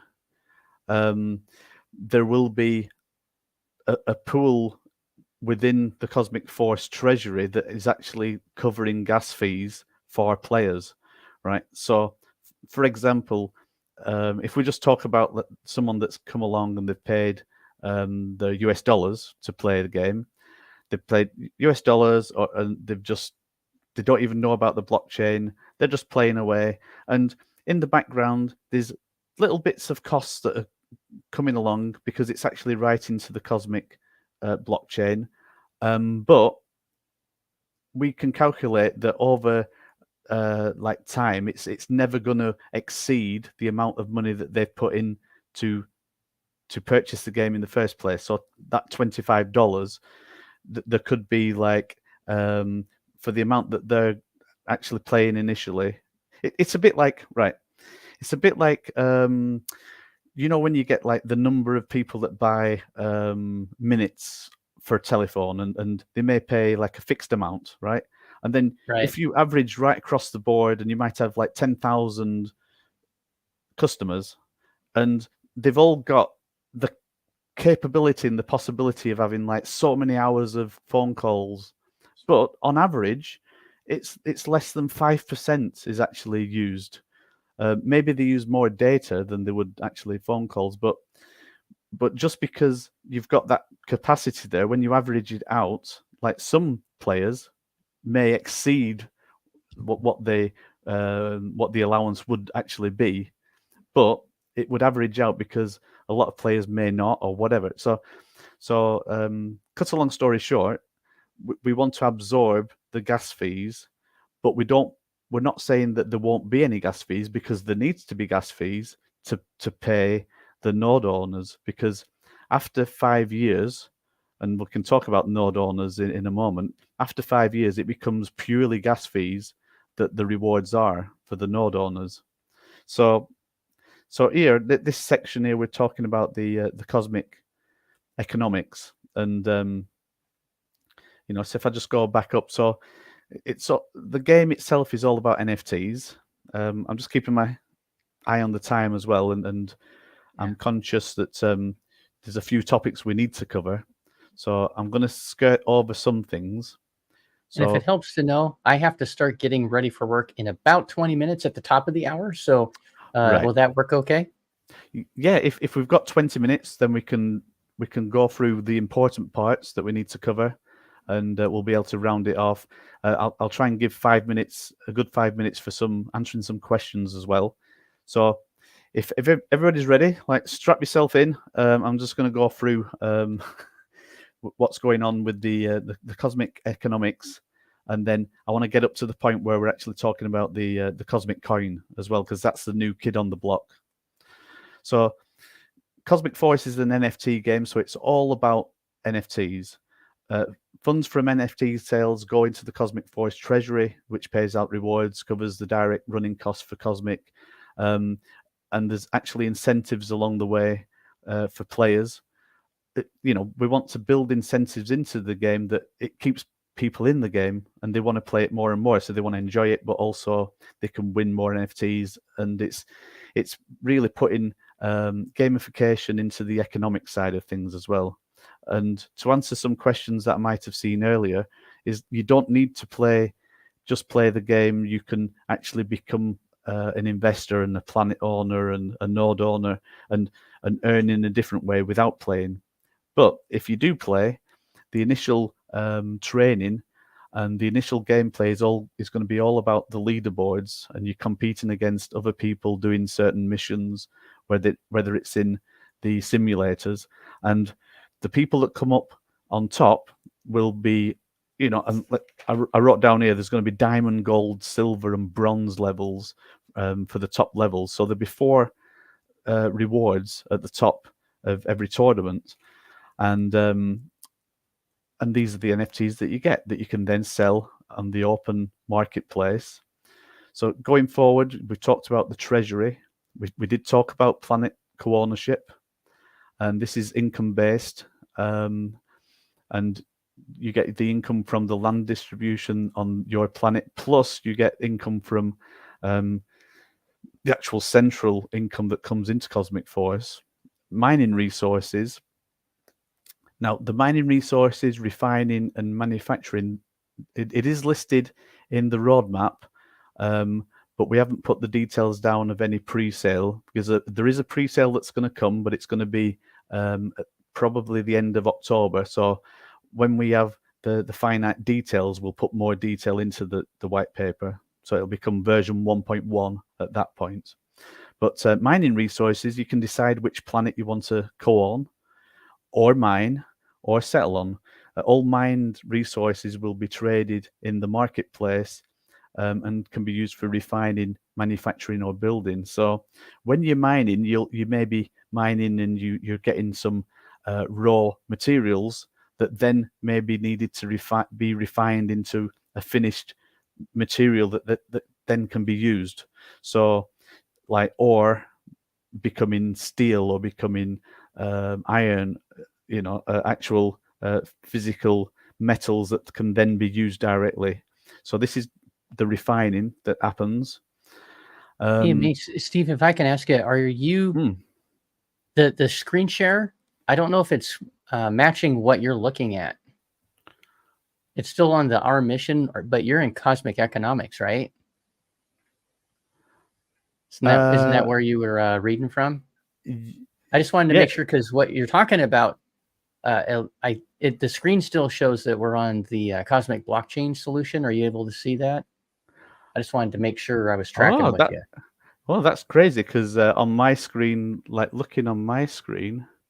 Here, how about I remove it? Yeah. And then we'll add it back. Oh, it's not showing up. Yeah, okay. It's coming up blank. If you can either keep doing that, or if you want to remove, you can remove here. Let me do this. Okay. Yeah, maybe resharing it. You know what? I think it might have got stuck. It's got stuck. Yeah, I think it got stuck when the freeze happened. So I was thinking, wait a minute. Now I remember reading what you're talking about, but it's not matching what we're seeing on the screen. Yeah, so I was thinking what was going on then. Right. So if I share this, it's going to take me 2 seconds. And while you're pulling that up, Saeed, that's awesome, man. Hey, this is my favorite shirt from when I came out. If you can, I don't know if you can read. It says Ski Dubai. I went snowboarding with Bobby, who was with us. So you might have met him when we met at the Crypto Expo. And he says, "You just won a tour in a supercar with me when you visit UAE for wearing that flag." You bet, buddy.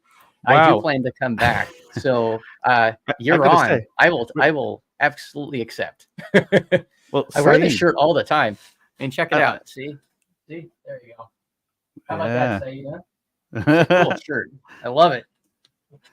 Yeah, Saeed. Next time I need to be on the show, I need to be wearing one of those shirts as well, and then we can all go out driving. Yeah. Yeah. Saeed is a great member of the community, and it was such a good privilege to actually meet you in person and to talk about family values, right? And these are the values that we want to bring into Cosmic as well, because it feels like the Cosmic family. We're cadets, but we're a family, and we want to be creating a game that's child safe to a point. I mean, there's going to be a certain amount of first person shooting, so maybe children of a certain age. Is that better? Yeah. Can you actually see? Yeah, we can see. Because when I was looking on my screen here, it was actually showing the page I was on. And it's yeah. So I think the freeze did it. Sometimes with StreamYard, it when something like that happens. Yeah. And then you can still see stuff, but folks can't see you or whatever. That's all right. That's all good.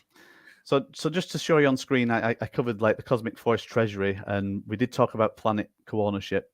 Mining, I talked about taking the raw ores and the raw resources, and there will be refining that happens. It will be in the beginning there'll be cosmic refineries, but refineries can actually be owned on each planet, and at some point in the future, it may be that the actual refinery, you've got a few different processes, and then further down the line, you may be able to sell off one of the processes. So there's all this interesting thing. So if you think of civilization and the way that things happen in the real world, it may be that one company does a lot of different things, but then down the line, they can split off and sell part of the company, maintain what they're doing, but they decide, all right, I'm selling that part off. We've made some profits on that, and we can continue refining what we're refining. So I'm just saying we're thinking about things like that as well. And a big area to talk about, and this will be on a different show, because I think we can go into different detail on that, is manufacturing. And this is one element that gets us very excited, actually, because it's all about blueprints. And so you imagine incorporating the mining, refining, and all the resources then that you need to actually create, whether it's starships or weapons, ammunition, transportation vehicles. It could be anything, but you buy the blueprint, which enables you to create so many of a certain item. In the future, we'll be creating blueprints that basically it gives you options to be able to create one-offs of certain items. So you've got like customization. So there you go. Manufacturing is a big part of what's coming up in the future. That's going to be like built into the white paper and built into the game. And then, of course, in the background, the thing that actually drives everything on the economic scale is the marketplace. And this is the place that everybody will be able to buy and sell their NFT digital assets. And this comes right down from the mining, actually being able to sell raw materials like the ore. You'll be able to sell iron ore or whatever on the marketplace. Now you're talking my language. Yeah. I like this. I like this kind of stuff. I like the bang bang and stuff. But yeah, this is good. Well, this is the side of stuff that you like, and this is where I say there's different levels of gameplay that people can get into. So this is more the economic gameplay, where okay, you have a mine, you can use the marketplace to sell the raw materials to a refinery, or you can employ the services of a refinery and they can refine things for you for a cost. Then the other customers that are going to be coming along are going to be the manufacturers that then want the raw materials to actually manufacture, and the end products are going to be open to everybody that wants to have that better vehicle. And it doesn't actually come down just to manufacturing, it comes down to like building materials. So imagine that you've got a quarry and then you need marble because you're going to build a marble mansion, all this kind of things. So this, what's this say? This says, Steve, so if I found an artifact, I would be able to manufacture that and sell it in the market. Well, that's a good question. Now, if you were mining and you found an artifact, well, because it's an artifact and we're talking an alien artifact, it would have a good value to it. So there could be an artifact sort of collection station. So you would have the possibility of maybe selling the artifact direct to the Cosmic Force treasury, because every artifact that comes along has got the potential for bringing new technology to the game. And so there is an interest within Cosmic Force to actually collect them artifacts and build a better civilization. Now, an artifact isn't a blueprint. It's an ancient artifact. It doesn't enable you to build other artifacts or items. The blueprints are NFTs that have been designed especially for certain machinery or like I say, starships, or it's a blueprint of a certain item, and it means that you can then create that item. So at the moment, you wouldn't be able to mine and find blueprints. Blueprints are what need to be purchased from the treasury, unfortunately. But finding an artifact would actually be the next best thing because they have a good value. Yeah, and when it comes down to the marketplace, it'll be like the center of all activity, and this is right across the board. And then this actually brings us on to a nice point, because I'm just looking at time. So cosmic blockchain nodes, and what we've said so far about the cosmic blockchain nodes are that there's going to be there's quite a few nodes available. There's 300 nodes, but the way we're working things is that there's 1 million cosmic coins, and they'll be rewarded to the validator nodes over a 5-year period, starting from mainnet launch. This is something we thought about right from the beginning, because we know in the beginning there wouldn't be the and this is funny enough. Before, like, Nick was talking about this, and it's like, yeah, this is what we're talking about. It's like any blockchain when it starts won't have the traffic to reward the node holders enough what they actually deserve, and so we're releasing like 1 million cosmic coins, and they will be distributed to the node owners over the 5-year period. So on that it's front, like what, 16,666 a month that's distributed evenly. Yeah. So on that front, because of time, we've already talked about Cosmic Force token. We're gonna be linking it up in liquidity. We're going to be looking at using gold as the stable pairing that we do. We've talked about alpha NFTs and OG NFTs. They're the NFTs that are currently available that give you discount for buying other items. Now, power cores, we could have done a full show on power cores. And what you need to do is look into this page, read this page, and understand that if you buy Bitcoins and you fuse Bitcoins together, so you start with a Bitcore, you fuse 4 of them together, you end up with a plate core, you fuse 3 of them together, you've got a stack, and you fuse them together, 2 stacks, to create a dual stack. The dual stacks are worth 250 CFX.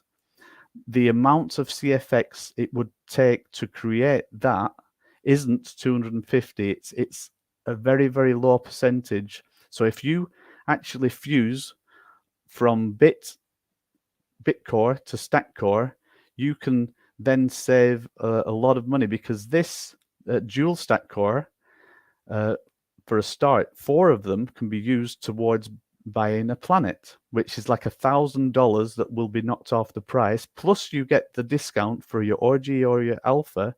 And not only that, if you buy a planet share, once we go live, these dual stack cores will be staked and not actually given away and sold into you buying the power to the planet.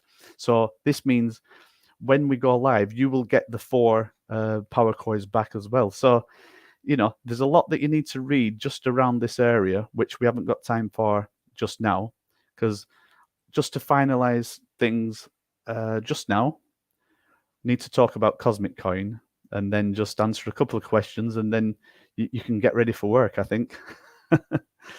We can go a little bit over if we need to. That's fine. That's all right. So Cosmic Coin is separate to Cosmic Force token. Cosmic Force token is the token.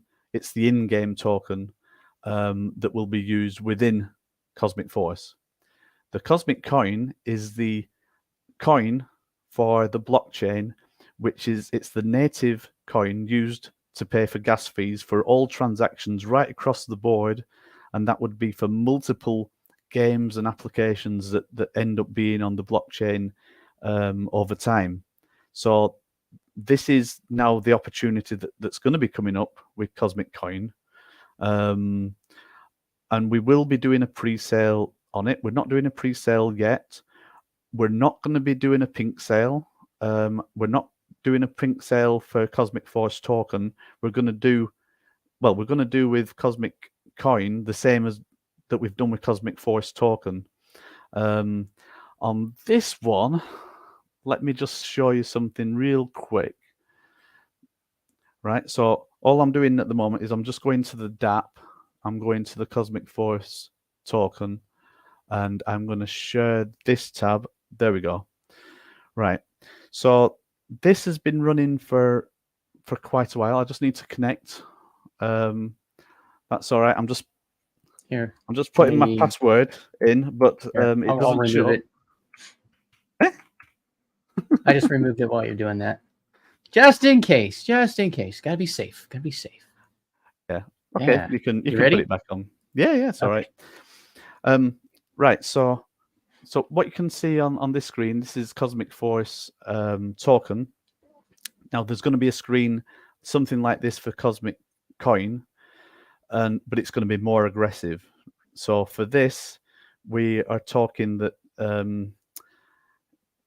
if we go over $750,000, which it is a far call, but basically as more comes in to the fund, there is more percentage bonus that will be given on release. Now, the little thing that we didn't talk about is that we will be releasing on Binance, and it's in the document that we talk about a bridge, and we're creating two. Well, it's sort of one bridge, but it's one bridge that will be looking after CFX and be looking after Cosmic Coin, and liquidity will be on BSC, but it would be bridged liquidity. So the CFX will also exist on right. So this is where my mind might go a bit crazy because it's been a long day. But basically, the total supply will be balanced across the Cosmic blockchain and Binance, and the token of CFX will exist on the Cosmic blockchain. And the way that it works in practice is everything that's in the Cosmic blockchain in CFX will be the equivalent of having the in-game token.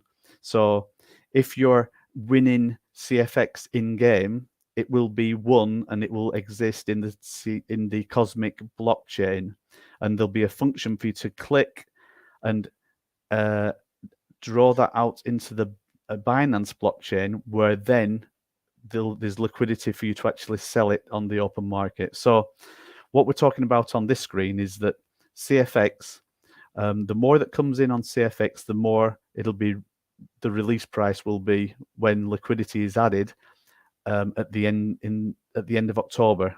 That's what's coming up for CFX. Okay. So what I'll do, I'll go back to the other screen. Share this tab instead. While you're going to that screen, Slumdog says, Steve, could investors send physical gold or silver to buy things? No. I think, well, I had a business recently with Rebase Studios. We do a lot of documentary filming and stuff in the past, and part of things that we've done in the past is that we made Blu-rays and we were posting out to different parts in the world, and and if you talk about the postal system and the amount of items that you might get returned because you've got to pay like tax, import tax, and you've got to do this and that. Physical items, you think about packaging up some gold and putting that and sending that across somewhere. I think the answer's no. Did I just turn down gold? I just turned down gold. I can't believe it. But wait a minute. He knows that you're going to be backing. They're going to be backing with gold, right? Yeah. And he's just trying to help out. Well, the thing is, we're looking at for different companies for doing the backing, but the one that we're looking at the most, and the one that I think we'll go with is Paxos. So that's PaxG on Binance, and they give a promise that, and I think in New York, I think they've got an office or a bank in New York, and literally you can exchange your crypto for gold, right? And that's the promise that they give. So you can do the 1 ounce of gold for whatever it is at the moment in crypto, and they'll give it you instantly. Is that's the promise that they give? Whether they actually do that, wow, I'm not sure. So we want to go with a crypto that's actually backed with real gold. There's got to be real gold there somewhere. It can't just be that they're following the price, because that's not good enough. There's got to be real gold. It can't be FTX backed. Yeah, we don't want it FTX backed. Yeah. So so we'll not go into full details here. There will be 21 million cosmic coins. This is what a cosmic coin looks like. We have actually got a 3D rendering of it spinning around, but a coin can look whatever you want it to look like. And because Cosmic Force is the first game going on there, we thought, yeah, we should have the flagship on there, and that's what we've got.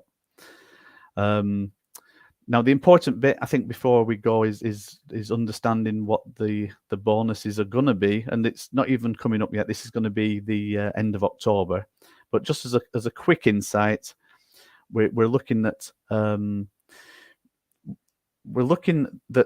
launch price. If we raised more than 750K, the launch price would be around the $3 mark.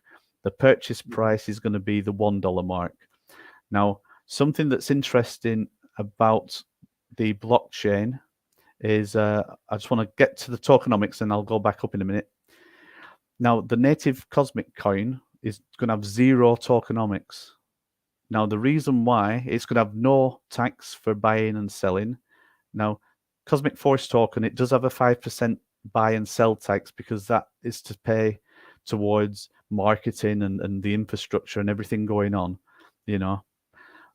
The Cosmic coin is going to have 0 tokenomics, and this is so that other GameFi projects are incentivized to build on Cosmic blockchain and can freely apply their own tokenomics to what's happening. And I'm sure Slumdog would agree that to have 0 tokenomics there is actually a good thing. And it means that you're totally free to put whatever tokenomics you want to put into your token, your game token that's going to exist on there. And then, you know, we go into some technical detail. We're going to be based on the ERC20 standard. And there will be an allocation at Genesis that is going to be going towards liquidity, because Cosmic Force is the first game on there, and we are the, when I say we, I mean as a community, we are the driving force behind creating the Cosmic Force blockchain, the Cosmic blockchain. So there's a belief that there needs to be some reward that goes back to the community. So at Genesis, 5% of the supply will be coming to Cosmic Force into the treasury, which will benefit everybody in Cosmic Force. There's a lot more details in there. You can see we do want to look after the development side of the blockchain. We want to look after the marketing side, and we've got the same sort of tokenomics with Cosmic Force token, because we know that we need to do a lot of marketing, and also we do have 1% that's going to be available for grants and partnerships. So it is something that we're strong about, because we don't want the Cosmic blockchain to be a one-trick pony, that it's just for Cosmic Force. It's got to be for other games, but Cosmic Force is going to be we're going to be the pioneers to make sure everything works properly. Yeah, so today I think that there's a lot in the white paper. There's a lot more for everybody to read. I know that I've been talking and rambling in some respects, but there's a lot of detail to go through, and I think there's certain detail that warrants sort of like separate shows, or part of a show that just deals with one thing, and then, you know, there's time for us to talk about other things as well, because there's a lot more going on in the world than Cosmic Force. But you can see there's a lot going on in Cosmic Force. But I did want to focus this show on the white paper. And no, thank you for that. It's important, like you're saying, you know, I've already read it twice, like I said at the beginning of the broadcast, and I'm probably going to read it at least once or twice more, because there's so much information. I can't put it all in my head at the same time. There's so many great mechanics to how this is going to work. You have the folks that just want to play a game. They just want to play the game, blow things up, go, you know, and that's one aspect. And we all want to do that. And you're going to, right. You're going to make it as easy as possible for someone who doesn't know jack diddly squat about crypto to be able to just do this and not care about crypto. They don't care. They don't want to deal with it. That's fine.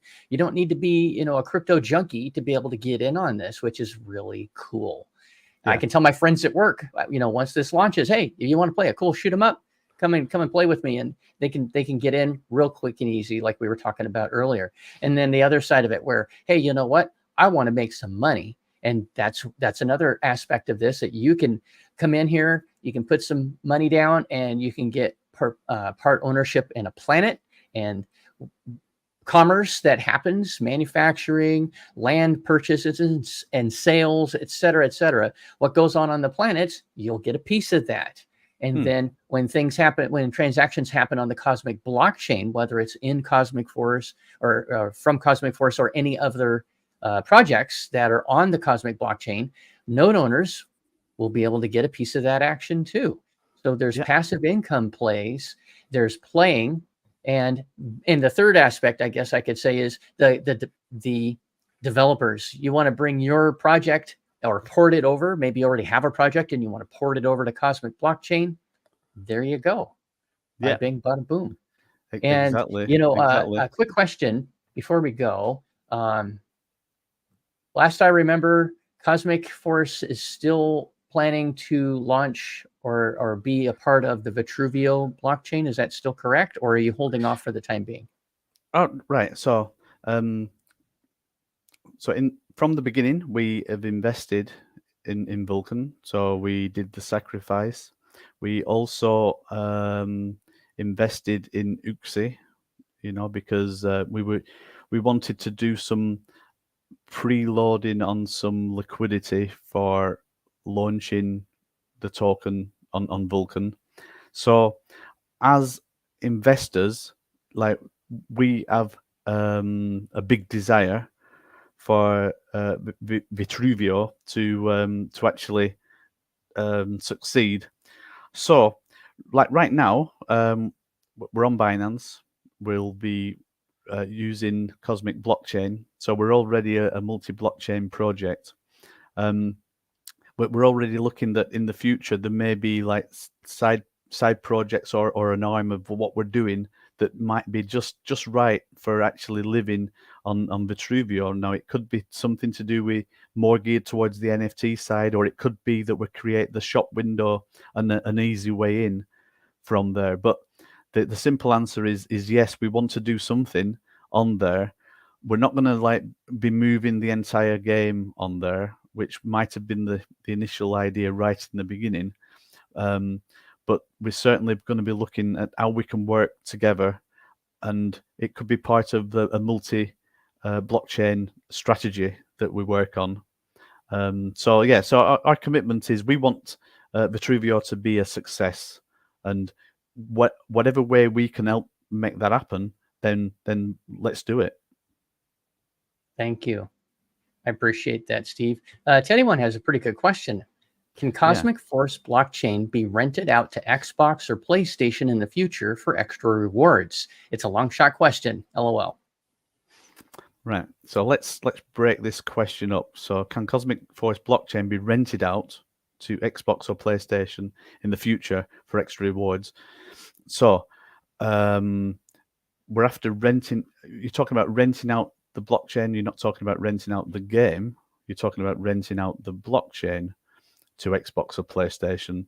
So I'm trying to understand exactly what is asking Teddy One. What do you think he's asking? I'm kind of guessing. I'm thinking maybe give access to it. Maybe that's what Teddy's talking about, is so that they can we can mutually benefit each other if they have games that can be tied into the Cosmic blockchain. Right. Is that am I thinking of that right?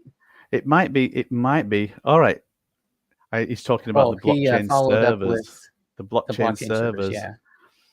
Okay, right. So I know that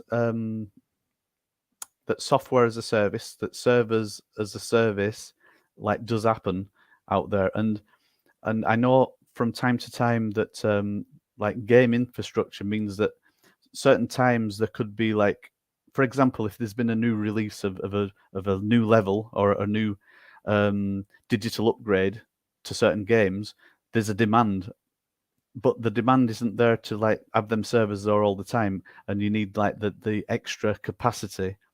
So would we allow the extra capacity to jump in and literally use our servers for that purpose? I'd have to look into that and work out how that. The bottom line is it needs to turn into rewards for the actual validator owners, the people that are running these servers. I can't see how it would work directly at the moment, because part of the rewards is to do with like actual like writing to the blockchain as well, which for PlayStation or Xbox they wouldn't be actually writing to the blockchain because their games wouldn't be on the blockchain. So it may be no at the moment. But what I can say that relates to Xbox and PlayStation is we will be working with them in the future to try and get in the releases on Xbox and PlayStation. It's a bit of a closed shop at the moment, and I think we need to prove ourselves to a certain point before they may open the door to us. But we're definitely looking to getting Cosmic Force as a game on there, and what that leads to in the future, I don't know. It could be exciting. Prove yourself enough, and they'll come find you. That's what those big companies do, right? They'll come find you, and then you'll get a $10 billion check, and you'll own an island chain in the South Pacific or something. Now, and just to clarify on that point, right? So, say for example, in the future we decide to launch certain aspects of the game on Steam, right? Any income that comes from Steam, or if there is a check that comes from Xbox or whatever, that goes into the Cosmic Force treasury, right?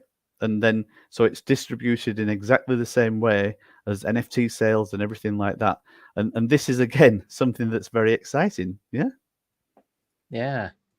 So I know that I had to cut this a little bit short, and I feel bad. And no, I'm sorry if let me ask you this, Steve. I don't know what your plans are looking like the rest of this week. I know that there's more that you'd like to go into, and I would certainly love to hear more. Would you like to make this be a part 1 of 2, and maybe pick up where we leave off here on maybe Thursday this week, or something like that? What do you think about something of that nature? Yeah, I have to look at.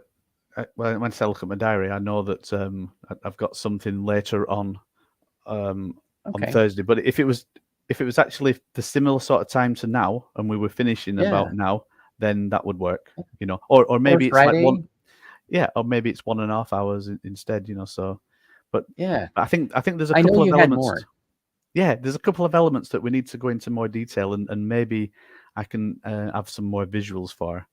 And I think for part 2, we need to go into a little bit more detail on the tokenomics for Cosmic Force token, more details on the power core and how you can work your way up from the beginning to end with power core and buy a planet, and then talk more about the Cosmic node and the overall rewards that you can get. And I don't like making projections and spreadsheets, and I'm putting that over to the community, that there's enough details in there to do them sort of things, but yeah, let's do a part 2. If you work out if you're able to do that on Thursday, and that would work good for me if it's the same sort of time. Yeah, I can. I was looking at my calendar when I asked, just to make sure. I have Thursday and Friday open at the same time, so whichever works. If either one, sounds like Thursday's good. We'll talk a little more. I'll send you a message a little later just to confirm with you, and then before I post the announcement. But yeah, I really appreciate your time. I really do. And yeah.